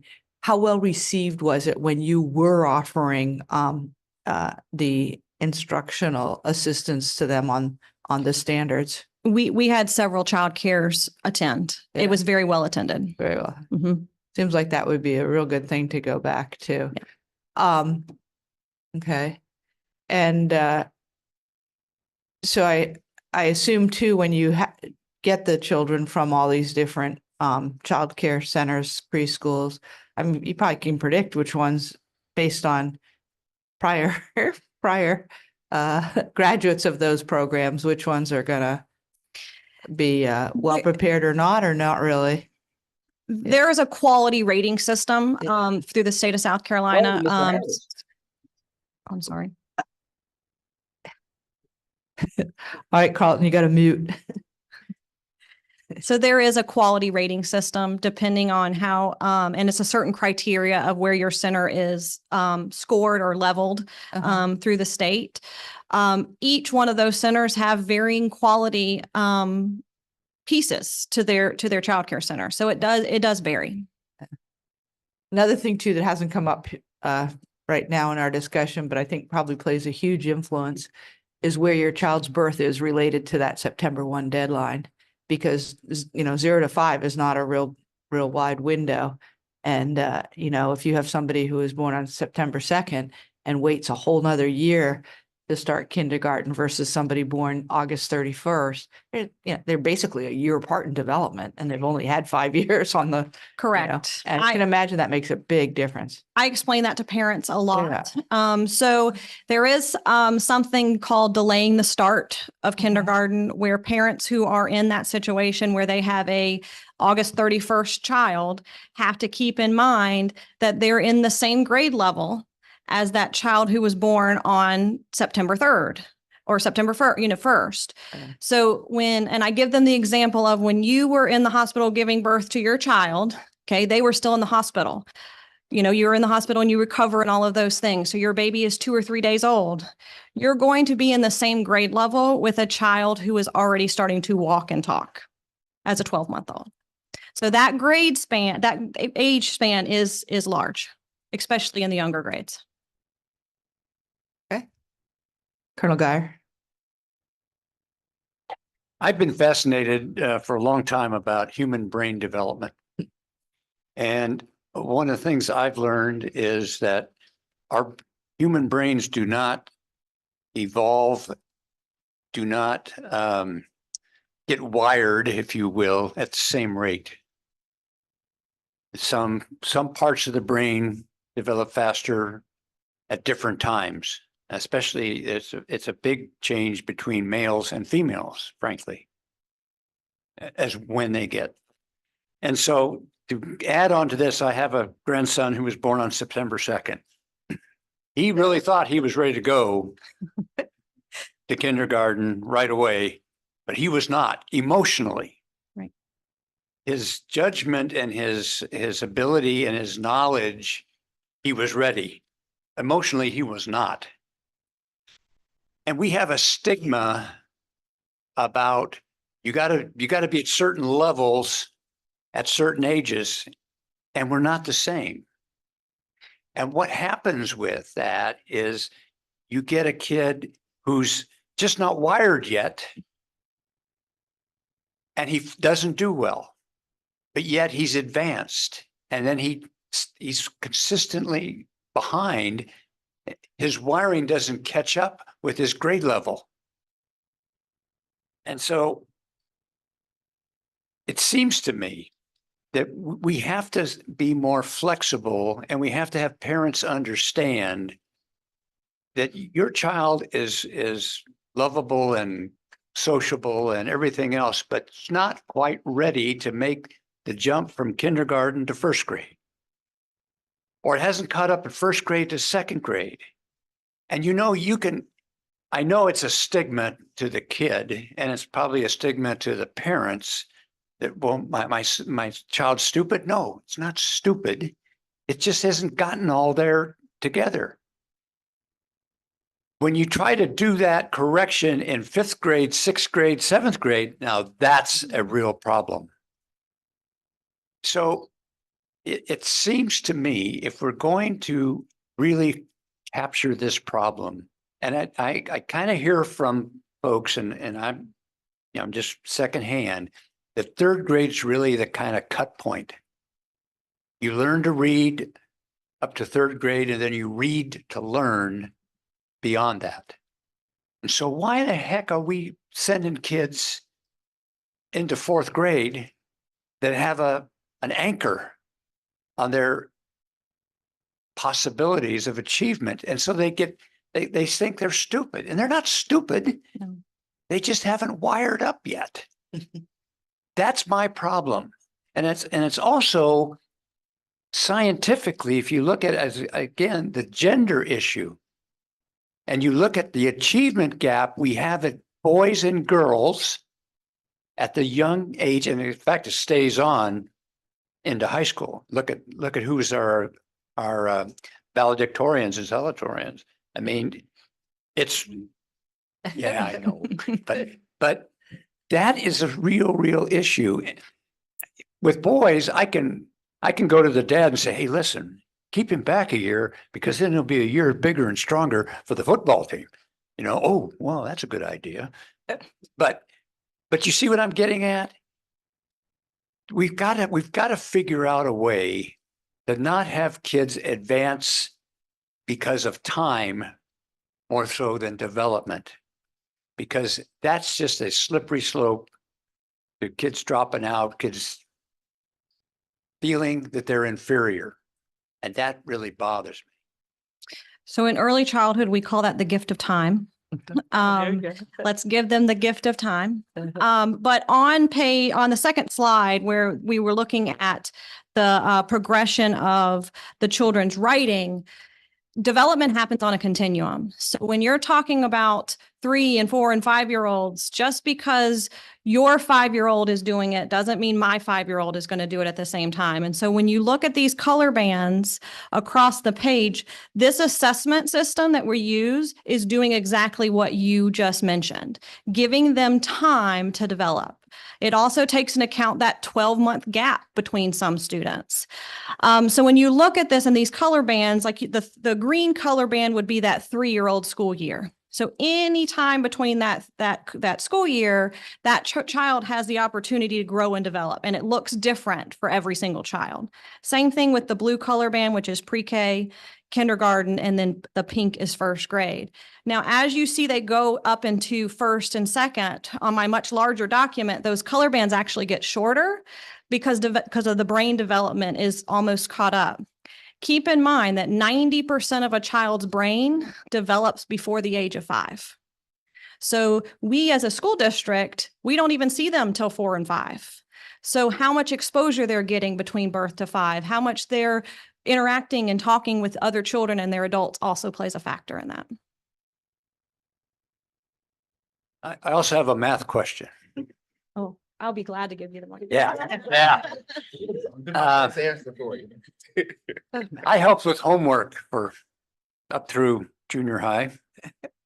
And mathematics as taught today is not mathematics that I learned. Very different. And what happened was, even as early as 2nd and 3rd grade, Grandpa, you helped me last night and it was all wrong. I went to, and I had an issue with them that eventually my youngest grandson and I were on Khan Academy to try to catch up, to understand it. I understand why it's changed, and we get beat up by people my age that come to public forums and say, they don't know the multiplication tables. Well, I say they also know how to saddle a horse, you know. It's different world, and I understand the math process. You're really setting them up for higher level math. You know, I went to a Catholic school and nuns taught multiple choice, A, B, C, divide, no fractions, no factors, no variables, no X's and Y's. And so when I went to public school and got into that, I struggled. So I understand what you're doing, but I have a difficult time convincing constituents, especially of my age, until I take them down to a classroom. When I get them in a classroom and I watch them, they watch the kids do the work on the smart board, they're flabbergasted. So my issue is it's a public relations piece that we are not really informing the public that, especially mathematics. Now we've gone back to phonics. That's good. Nuns know phonics and nuns know grammar. So I was pretty good. I was pretty good. They don't know math. They don't know science. So we've got to somehow inform the public that how we're teaching mathematics is much better way than the old rote memory flashcard drills and that type of thing. How can we do that? Colonel, I'm sure you were a well-behaved student, so you didn't have to write out the multiplication tables multiple times as a punishment, right? I think what's changed in math curriculums and math instruction is that math has become more of a thinking curriculum than it was before. Rote memorization about certain things is very helpful in terms of knowing your math facts in that component. More of the application of math is I think what we see more today at an earlier grade level than we used to see. And it's become more of a thinking curriculum than it used to be, because inherent in what we have to do is those critical thinking skills. The current workforce demands those critical thinking skills. Okay. I think in addition, what I would say to what you're talking about, go back to the earlier conversation about standards-based assessments, right? It's probably not even that when you were helping your grandson that you got the wrong answer. You probably got the right answer. You just didn't do it in the way that it was asked to be done because it's trying to make sure that children understand what actually 6 times 4 really means, as an example, right? Okay. And so you might have gotten it because you knew the math fact, but maybe you couldn't visually represent it, or maybe you didn't, maybe you didn't visually represent or whatever. So it's become more of a thinking curriculum. It is tied to standards. It is standards based, which is different than norm referenced assessments. Okay, mathematics. That's my soapbox today. But you go back to when Ronald Reagan was president, A Nation at Risk report. Okay. And from that, the standards-based movement was formed. And you can go through the presidents along the way, George Bush, Bill Clinton, so on and so forth. And you can see the drive of the standards-based movement across the United States of America. Each state has their own set of standards, but they're not that radically different, right? Because and so I think the conversation with the community, I think the easiest way for them to understand some of this, they don't like that they see sometimes, they don't like that they can't help their children in math, right? Because I know math, you know, and I want to help them with their homework and help them with math, right? So that's part of it. But I think it comes down to trying to get our community to understand it is a thinking based curriculum, which is different than when we went to school. You know, we were more fact based. Memorization was a big part of it. But when you move up the cognitive complexity of tasks and instruction that today's workforce demands, that today's standards demand, it pushes critical thinking lower into lower grade levels, and that's what we see. Anything you want to add? Go for it. You did a wonderful job of summarizing that, probably way better than I could have. But yes, we teach for concepts now, as Dr. Rodriguez said. It's not about memorization or just kind of getting the answer, but really understanding the math that you're doing. And so then we're prepping kids for those higher level courses that they will take in middle school and high school so they can be ready, college and career ready. Ms. Boatright? So a couple quick comments, and then I have something I want to soapbox about a little bit. But to Mr. Campbell's comment, like in Japan and Iceland, the Scandinavian countries, they do have a stronger early childhood. But a big component of that is the parents. It is, you can't drop your kid. The parents are required to attend things. They're required to participate and volunteer. So I think that's something to think about, because you can put all the early childhood out there you want. If the parents see it as, dropping them off, picking them up, and that's it, it's not going to be as effective. In Japan, actually, it's interesting. The parents are integral to the curriculum. So I think that's something that could be thought about. And then as far as math goes, I read an interesting, because I actually subscribe to the multiplication tables. You learn the basics. It's like the trivium, right? You got grammar, then you get rhetoric, then you get logic. You get the multiplication tables, then you get variables, then you get critical thinking, right? So, but they said that the Chinese obviously crush the American students in math competitions, the math Olympiads, but the Americans are much better in the Nobel Prize category, because that's the creative, out of the box innovation. So I think, you've got to have a system. You need both. But my comment about what you're saying, and with some of these standards, and the thing that I've noticed as a parent in the last 20 years, sometimes we get a little too caught up in these standards. And that's what I think I'm trying to point out, especially at the young age, because we have had between 2003 and 2011, a 42% increase in the number of boys diagnosed with ADHD. Greater than 1 in 10 boys currently in the United States are diagnosed. They tried to diagnose one of my kids, I'm not gonna say which one of my boys with ADHD, and it was completely inappropriate. And they wanted to start him immediately on Ritalin. So we wonder why we have a fentanyl and a drug abuse problem. The CEO of YouTube's son just died at Berkeley in the dorm my daughter was in. And it wasn't a drug overdose like heroin. It was because he was taking a study aid. You know, we've trained these kids. You got a problem? We're going to diagnose you. We're going to give you a pill and we're going to, you know, see a therapist. Most of the young kids I know out in the Seattle area are in speech therapy. They're in occupational therapy.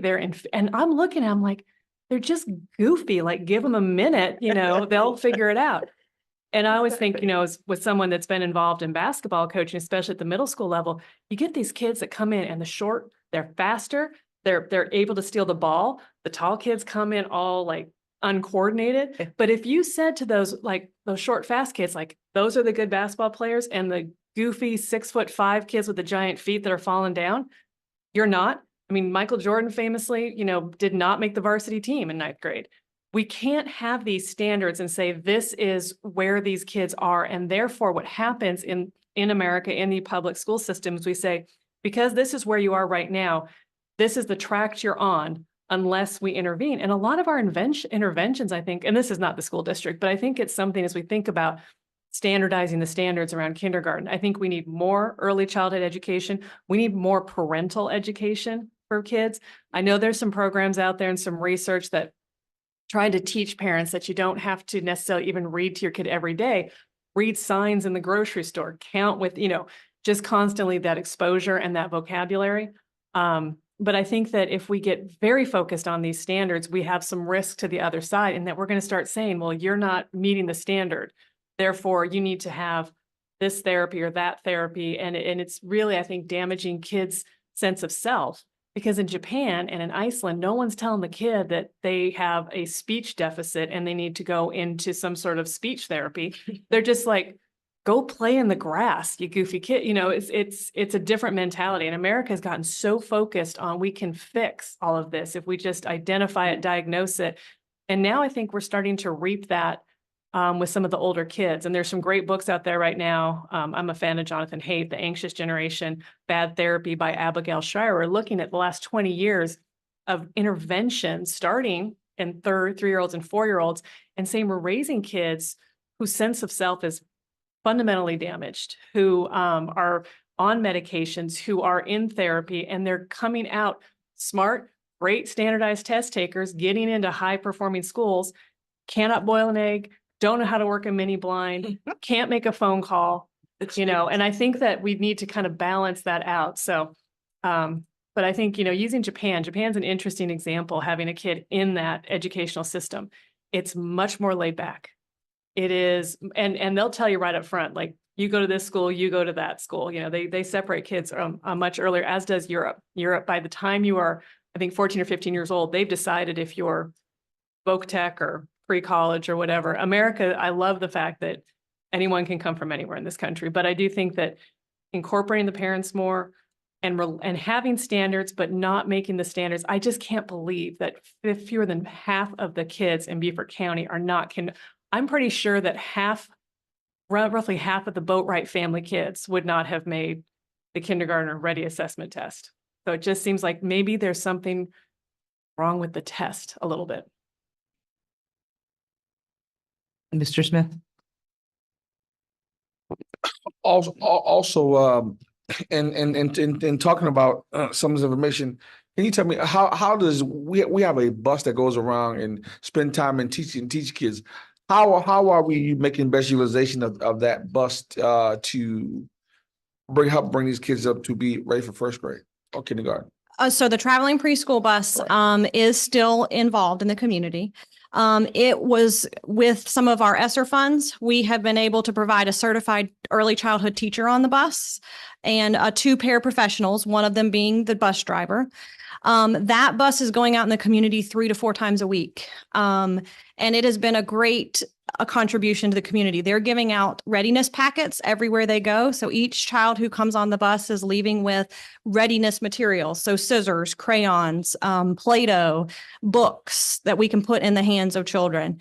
We also started recently, and this happened back in January, is some of those children who we were identifying as needing some interventions prior to kindergarten, especially at 3 years old, needing the OT, the PT, the speech therapy. We're doing some of those services right there on the bus. So the bus is going and meeting those families in the community versus rather than coming to us. We're also being able to give them classroom experience that way. So with our 3-year-olds who were not able to serve in our program, we're able to do it on the bus. Right. And I just want to bring that out to the, because some people don't know about the bus, and I try as much people as I come across, I try to encourage them to actually take the kids to the bus, and actually that when they go to the bus, it brings the point, I guess, Mr. Campbell and Mrs. Borat was talking about, that actually the parent is actually involved and engaged, because the parent has to be there while the kid is actually on the bus and the kid is learning. And so therefore that child who may be in school and may not be used to a teacher, now that parent is saying, hey, look here, you have to pay attention, and they kind of push them away and watch from a distance, and helping that child get engaged in the actual class setting. I think that's a good transition in coming. I've had plenty of parents who have gave me that feedback from the bus. Yes, absolutely. So we also put some of our certified parent educators in the district on the bus. So that's happening simultaneously. So children are playing in the centers. They are learning different things. You know, if we're playing in the sand, we're measuring the sand, we're measuring the water that's going in, capacity, all of those things. At the same time, there's a parent educator sometimes standing there that's saying to the parent, okay, mom and dad, this is why we do what we do in the bathtub. They're playing in a bucket of water, but we have measuring cups in there. We have funnels, we have all sorts of different activities, so that the parents are engaged in what's happening, and we can then give those parent education tips at the same time. Right. And I just will definitely do give y'all kudos for that bus, because a lot of parents have really learned, oh, I thought my child would have been much more easier for me to drop them off for school. Yeah. You know, I'm learning that it's going to be a little transitional process of me having to detach from my child, because just a bus, imagine dropping them off for a day or a half day. So, you know, that is a good thing. And I do agree. Excuse me. Once again, my head's my brain is going quicker than my mouth. But once again, I do think that is a good thing in the community. Whether you guys know or not, they are appreciative of the bus, and there's a lot of people who don't know about the bus. So we might also need to put that out there a little more, in terms of how we model it, how we let people know about that. Yes, so we do, everyone follows us on Facebook. So the bus has its own Facebook page, and that schedule is posted monthly. So it'll tell all the stops for that month. On our page there. I also want to share that several school districts have reached out to us in the last 2 years. We have invited a couple school districts here to teach them how to replicate the bus. And then we recently, about a year ago, went to Charleston County. We took the bus to Charleston, and the Charleston County School District featured the bus at one of their early childhood conferences. And they're also trying to replicate the bus as well. And those days on the bus are awesome. I visited when it was at Penn Center. It's a pretty and cool bus. I watched it for myself. It was awesome. Yeah. And also, just to be finished, I think that is also very imperative that we find a way how we can actively engage the parents from that preschool level to kind of, I know it's been said, but the question now is the who, what, where, why, and how. How do we put a mechanism in place to actively engage parents into not just dropping your kids off, having that maybe once a weekday where either mom or dad come for maybe even whether it's a half a day or a couple of hours, just to engage them to see where the kids at, because we all like to say that learning comes from home. So if learning comes from home, maybe we might need to help and aid them to start that process. Yeah, we have that, the bus has morphed into so many different things, whatever the community needs, whether it's hearing and vision screenings, or we've even taken the bus to predominantly Spanish-speaking apartment complexes and provided preschool morning classrooms for both mom and the child. So mom's hearing it in Spanish and she's also hearing it in English so that they're able to have those experiences and exposure. So the bus really is an asset to the district. It can be morphed into whatever. It is often provided professional development to private childcare providers. So we're talking to childcare providers about high quality preschool experiences, and being able to go on the bus and have that in live action for parents and children and private childcare providers has been invaluable. Right. But you did also get my last point, right? Just in terms of, I think it would be great. It would be a great thing for maybe the district to come up with a comprehensive plan on how we actively engage parents, whether it's a half a day or whether it's a couple hours to come in and understand what that, like how we have parent university to understand what that start from teaching, what that teaching starts at home, what that looked like. Because getting them actively engaged and understanding, hey, when your kids come home, these are what we're working on. This is what you need to continue working on them with. I think that I'm looking for also a comprehensive plan in terms of how y'all moving forward will be able to actively engage the parents and what that will look like. So we have that program for birth to 5-year-olds. It's our Parents as Teachers program. We currently have 5 parent educators in the district that go into the homes of children birth to 5 to work with them on school readiness skills, teaching the parent how to be their child's first and most important teacher. Where I understand what you're saying, and I'll look into that, is how we move that past kindergarten. You know, we work with them up until kindergarten, but we don't want to them just leave them hanging. We want to connect them either to a different program or to another program within the district. Thank you very much. Yeah.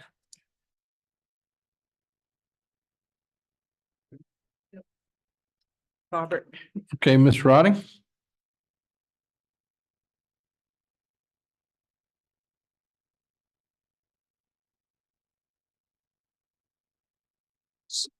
So this is the time of year, close to the time of year where we come and typically the operations committee to do a facilities use report.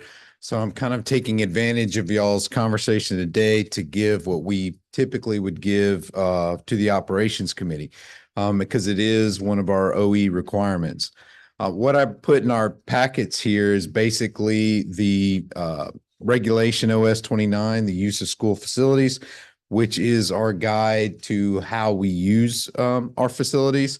You'll also find the fee structure, which is the fees for use of school facilities, along with the facilities use agreement template. And the first one is for one-time use. And the second one is for multiple uses, such as churches and other organizations, sports teams, things of that nature. And then finally, you'll find the rules and regulations for facilities use. After that is our 2023 facilities use report. And with that, I am going to hand it over to Miss Brandy Majors to go over the 2023 facilities use report. Then we'll take whatever questions you have. Good afternoon. So the facilities use report, the information in that report is for the period of time for the 2023 calendar year. The information was pulled from our facility scheduling software program that we use. It's called FS Direct. Schools go into that program, they enter their events and upload their rental documents, and then those documents are then workflowed to a district representative who reviews them for approval and activates those events. I'm going to speak specifically to the report, the organization of the report. We report our numbers vertically, the first category being the group descriptions. So we break them out into 9 categories, starting with school events. Then we have our school partners, our sports, concerts, our governmental agencies, summer camps, faith-based, parking lots, and others. So we have our group descriptions on the vertical. Then our next column would include the number of groups, then short-term events, long-term events, and then the last column is the total of those events, keeping in mind that we are showing one for each day. It equals an individual event. So if you have an organization that's utilizing your facility on multiple days, each one of those days is going to equal one event. School events, that category is pretty self-explanatory. Those are those meetings that we're having at the school level, our open houses, when Dr. Rodriguez, our wonderful superintendent, goes out and does our town halls and public meetings, we're capturing that in that category. School partners are our PTOs, our SIC organizations. The sports event category, those are outside sports events. Those are not inclusive of our BCSD sporting teams. So those are our competitive teams, our, competitive soccer clubs, volleyball clubs that are wanting to utilize our facilities. Concerts are our recital companies, our theater companies. Governmental agencies, we've done really, I think, a great job partnering with the Beaufort County, with the State Department of Transportation, even the Beaufort County Division of Recycling. We do support countywide events. We have shredding events that we support, and we allow them to utilize our parking lot at River Ridge Academy. We support them out at Well Branch Early College High School doing the statewide lane reversal once a year. So I'll move on to summer camps. Those are our Camp Conroys. We also have Southeastern Summer Theater Institute that uses quite a few of our facilities over the summer period. Moving down to faith-based, those are our churches. So those categories could be for Sunday church service and or their meetings that they're having with their community within their organization.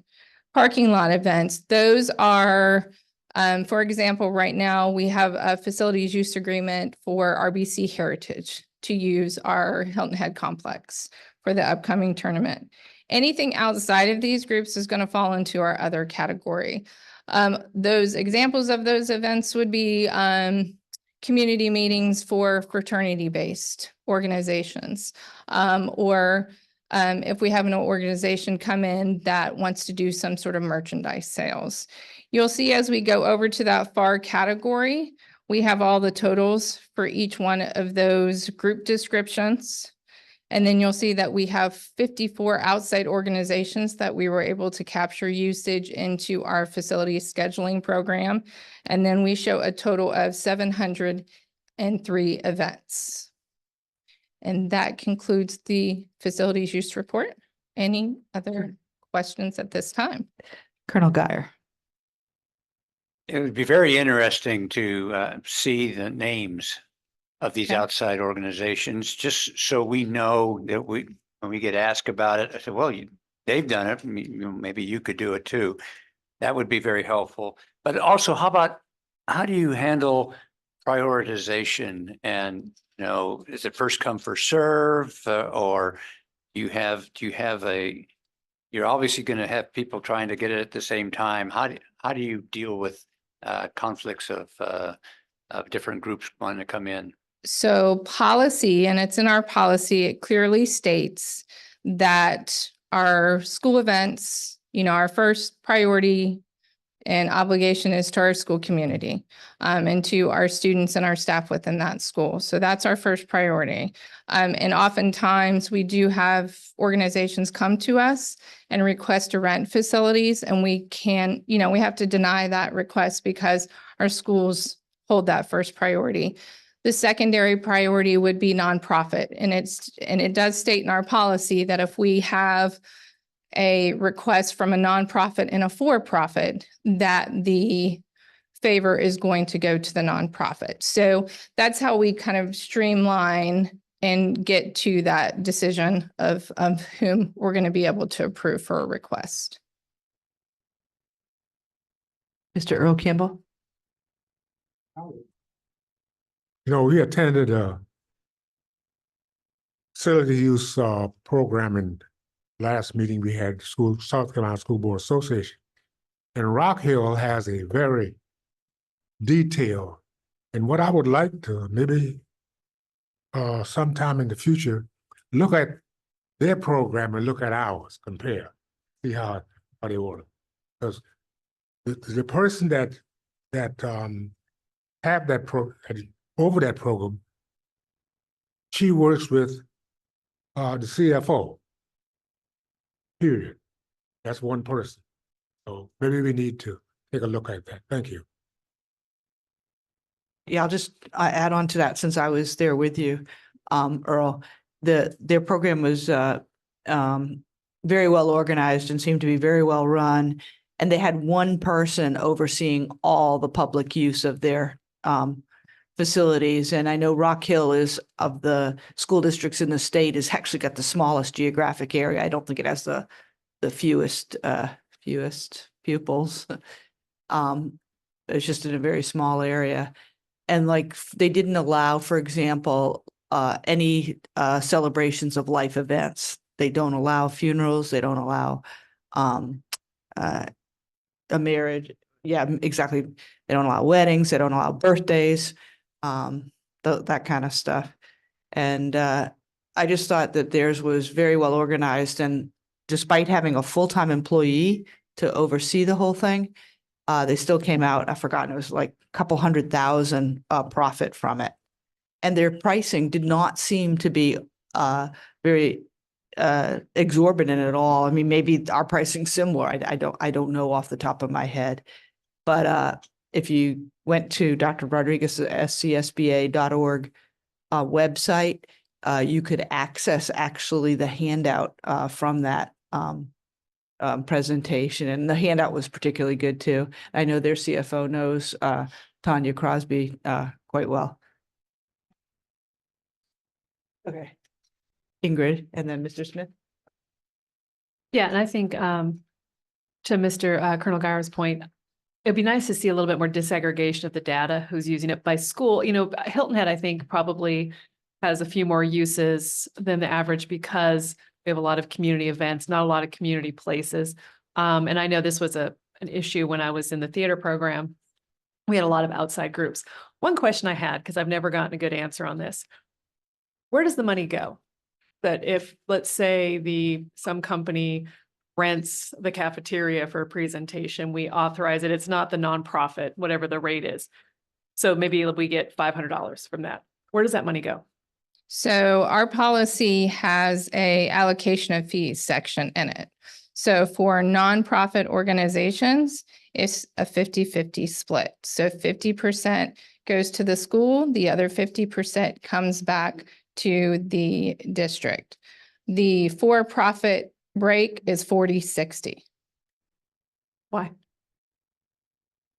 Why is there a 10% change if it's for I profit? think the thought when we put that together was to encourage nonprofits more. I mean, I don't, there was a thought not for the schools to use it as a fun reason. It's more about community, opening it up to the community and not about raising funds. So I think that was the main I didn't know purpose that there was behind a it. change. Well, okay, so And the fees are more though. So even though they're getting a less percentage, they may be getting more money from a nonprofit and from a for-profit.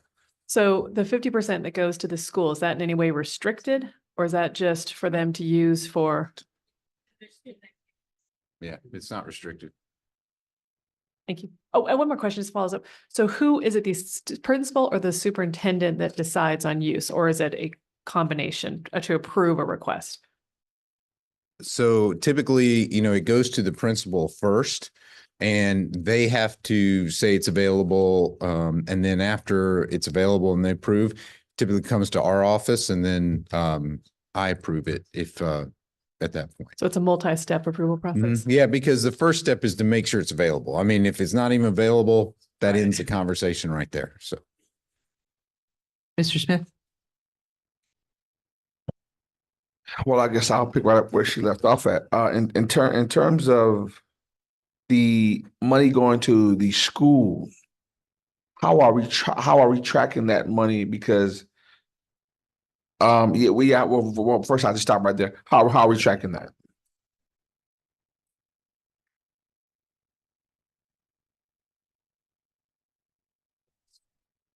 before Tanya gives, well, you go ahead, Tanya. In our student activities accounts, we have specific accounts that are unique. We have identifiers, a 4-digit identifier, and every school has each identifier. There is one specifically for facilities use fees for every single school. So say it might be 1120 or something like that would map the number.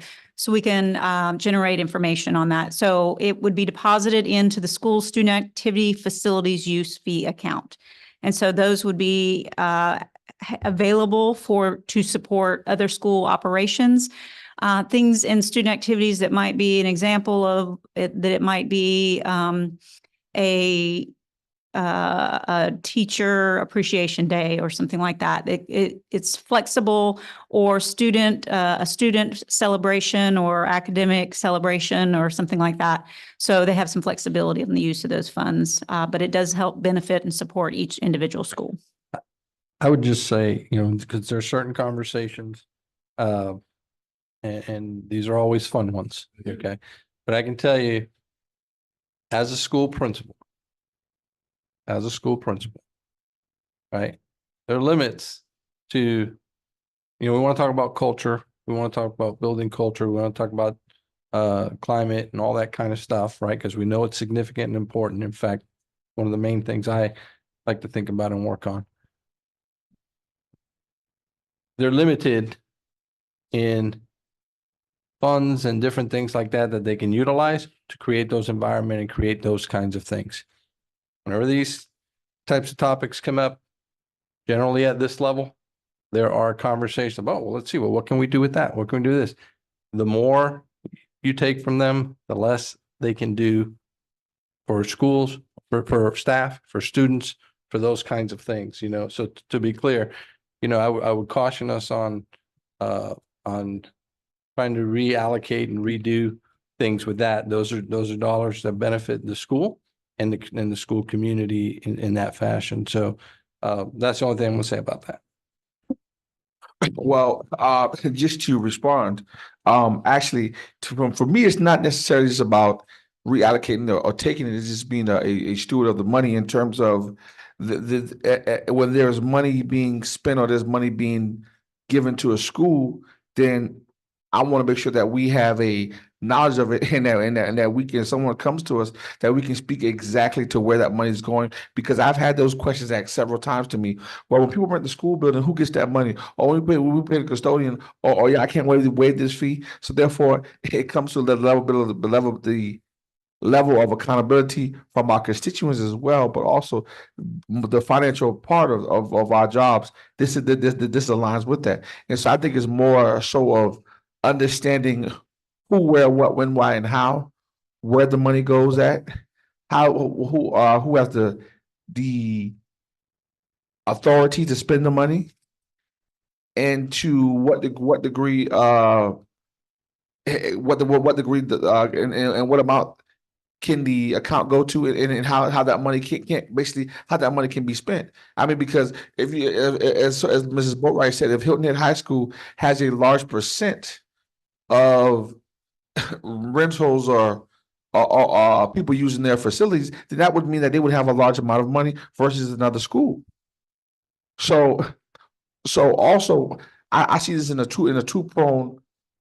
I see this in a two prone concept, because now as a person who's just learned this and now understanding that the principals have the autonomy to spend this money, or the principals have the autonomy to have a say so on this money, then now I may tell the community steady renting something, building out in the public, then no, why don't you rent a school building or a gymnasium where you can actually help the school get more funding.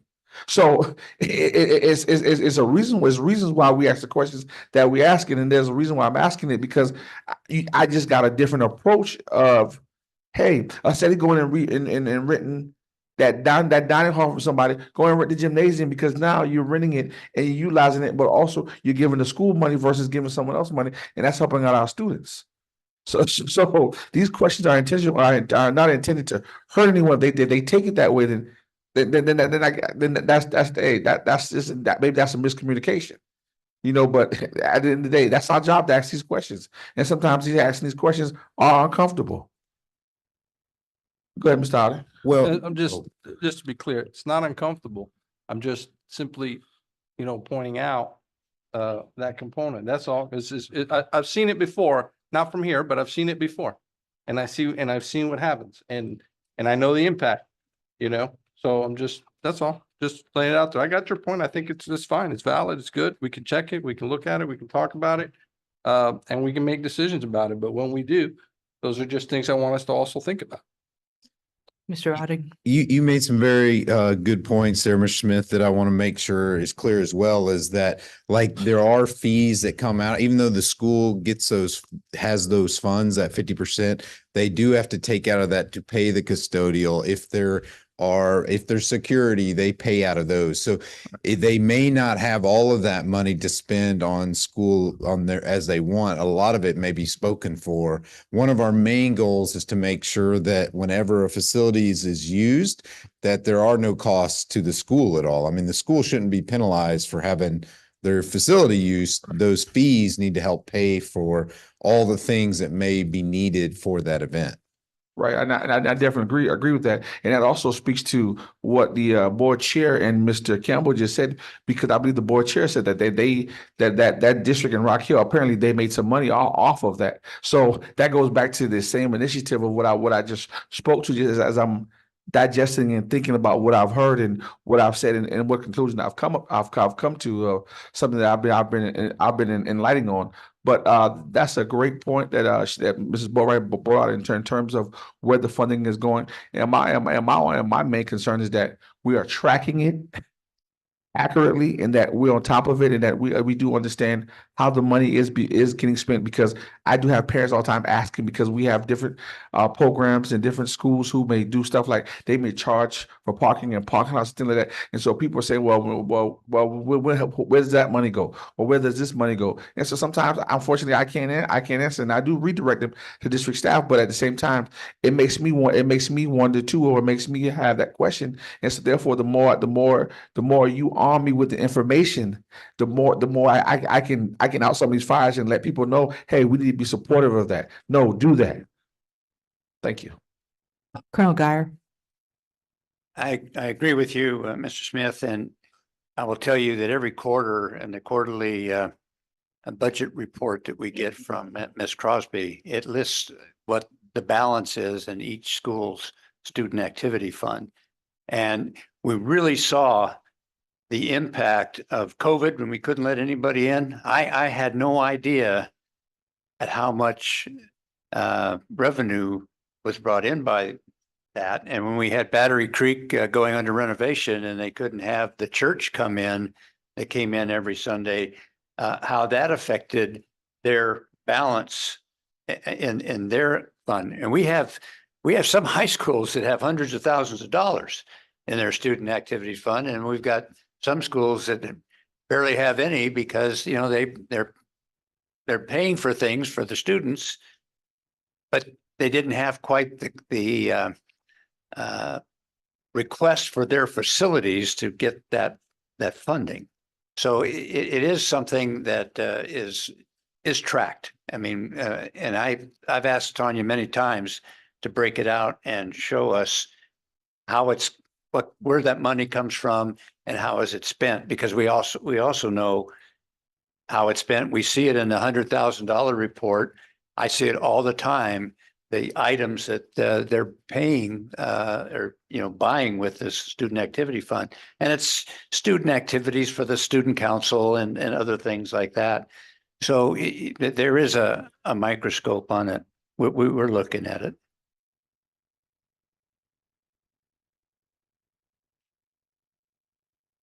Well, thank you very much for your presentation. So, Robin needs to know.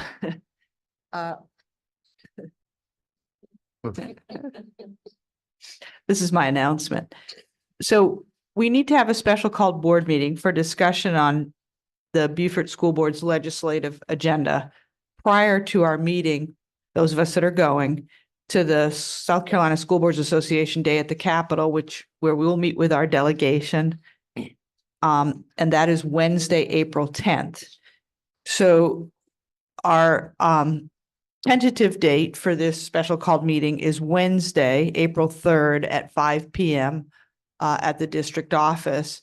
And we just need people to let Robin know if they can attend so we can be sure we have a quorum.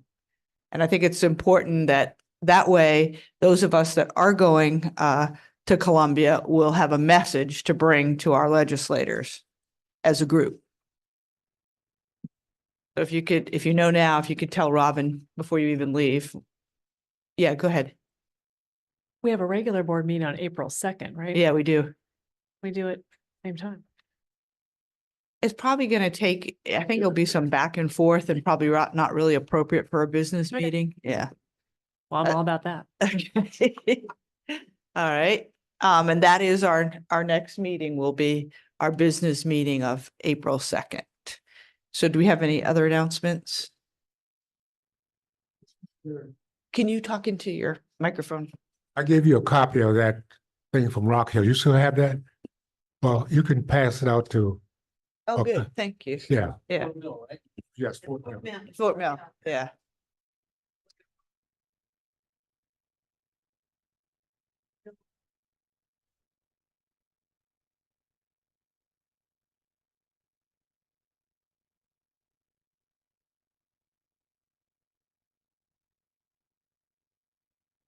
Mr. Dallas, are you still on?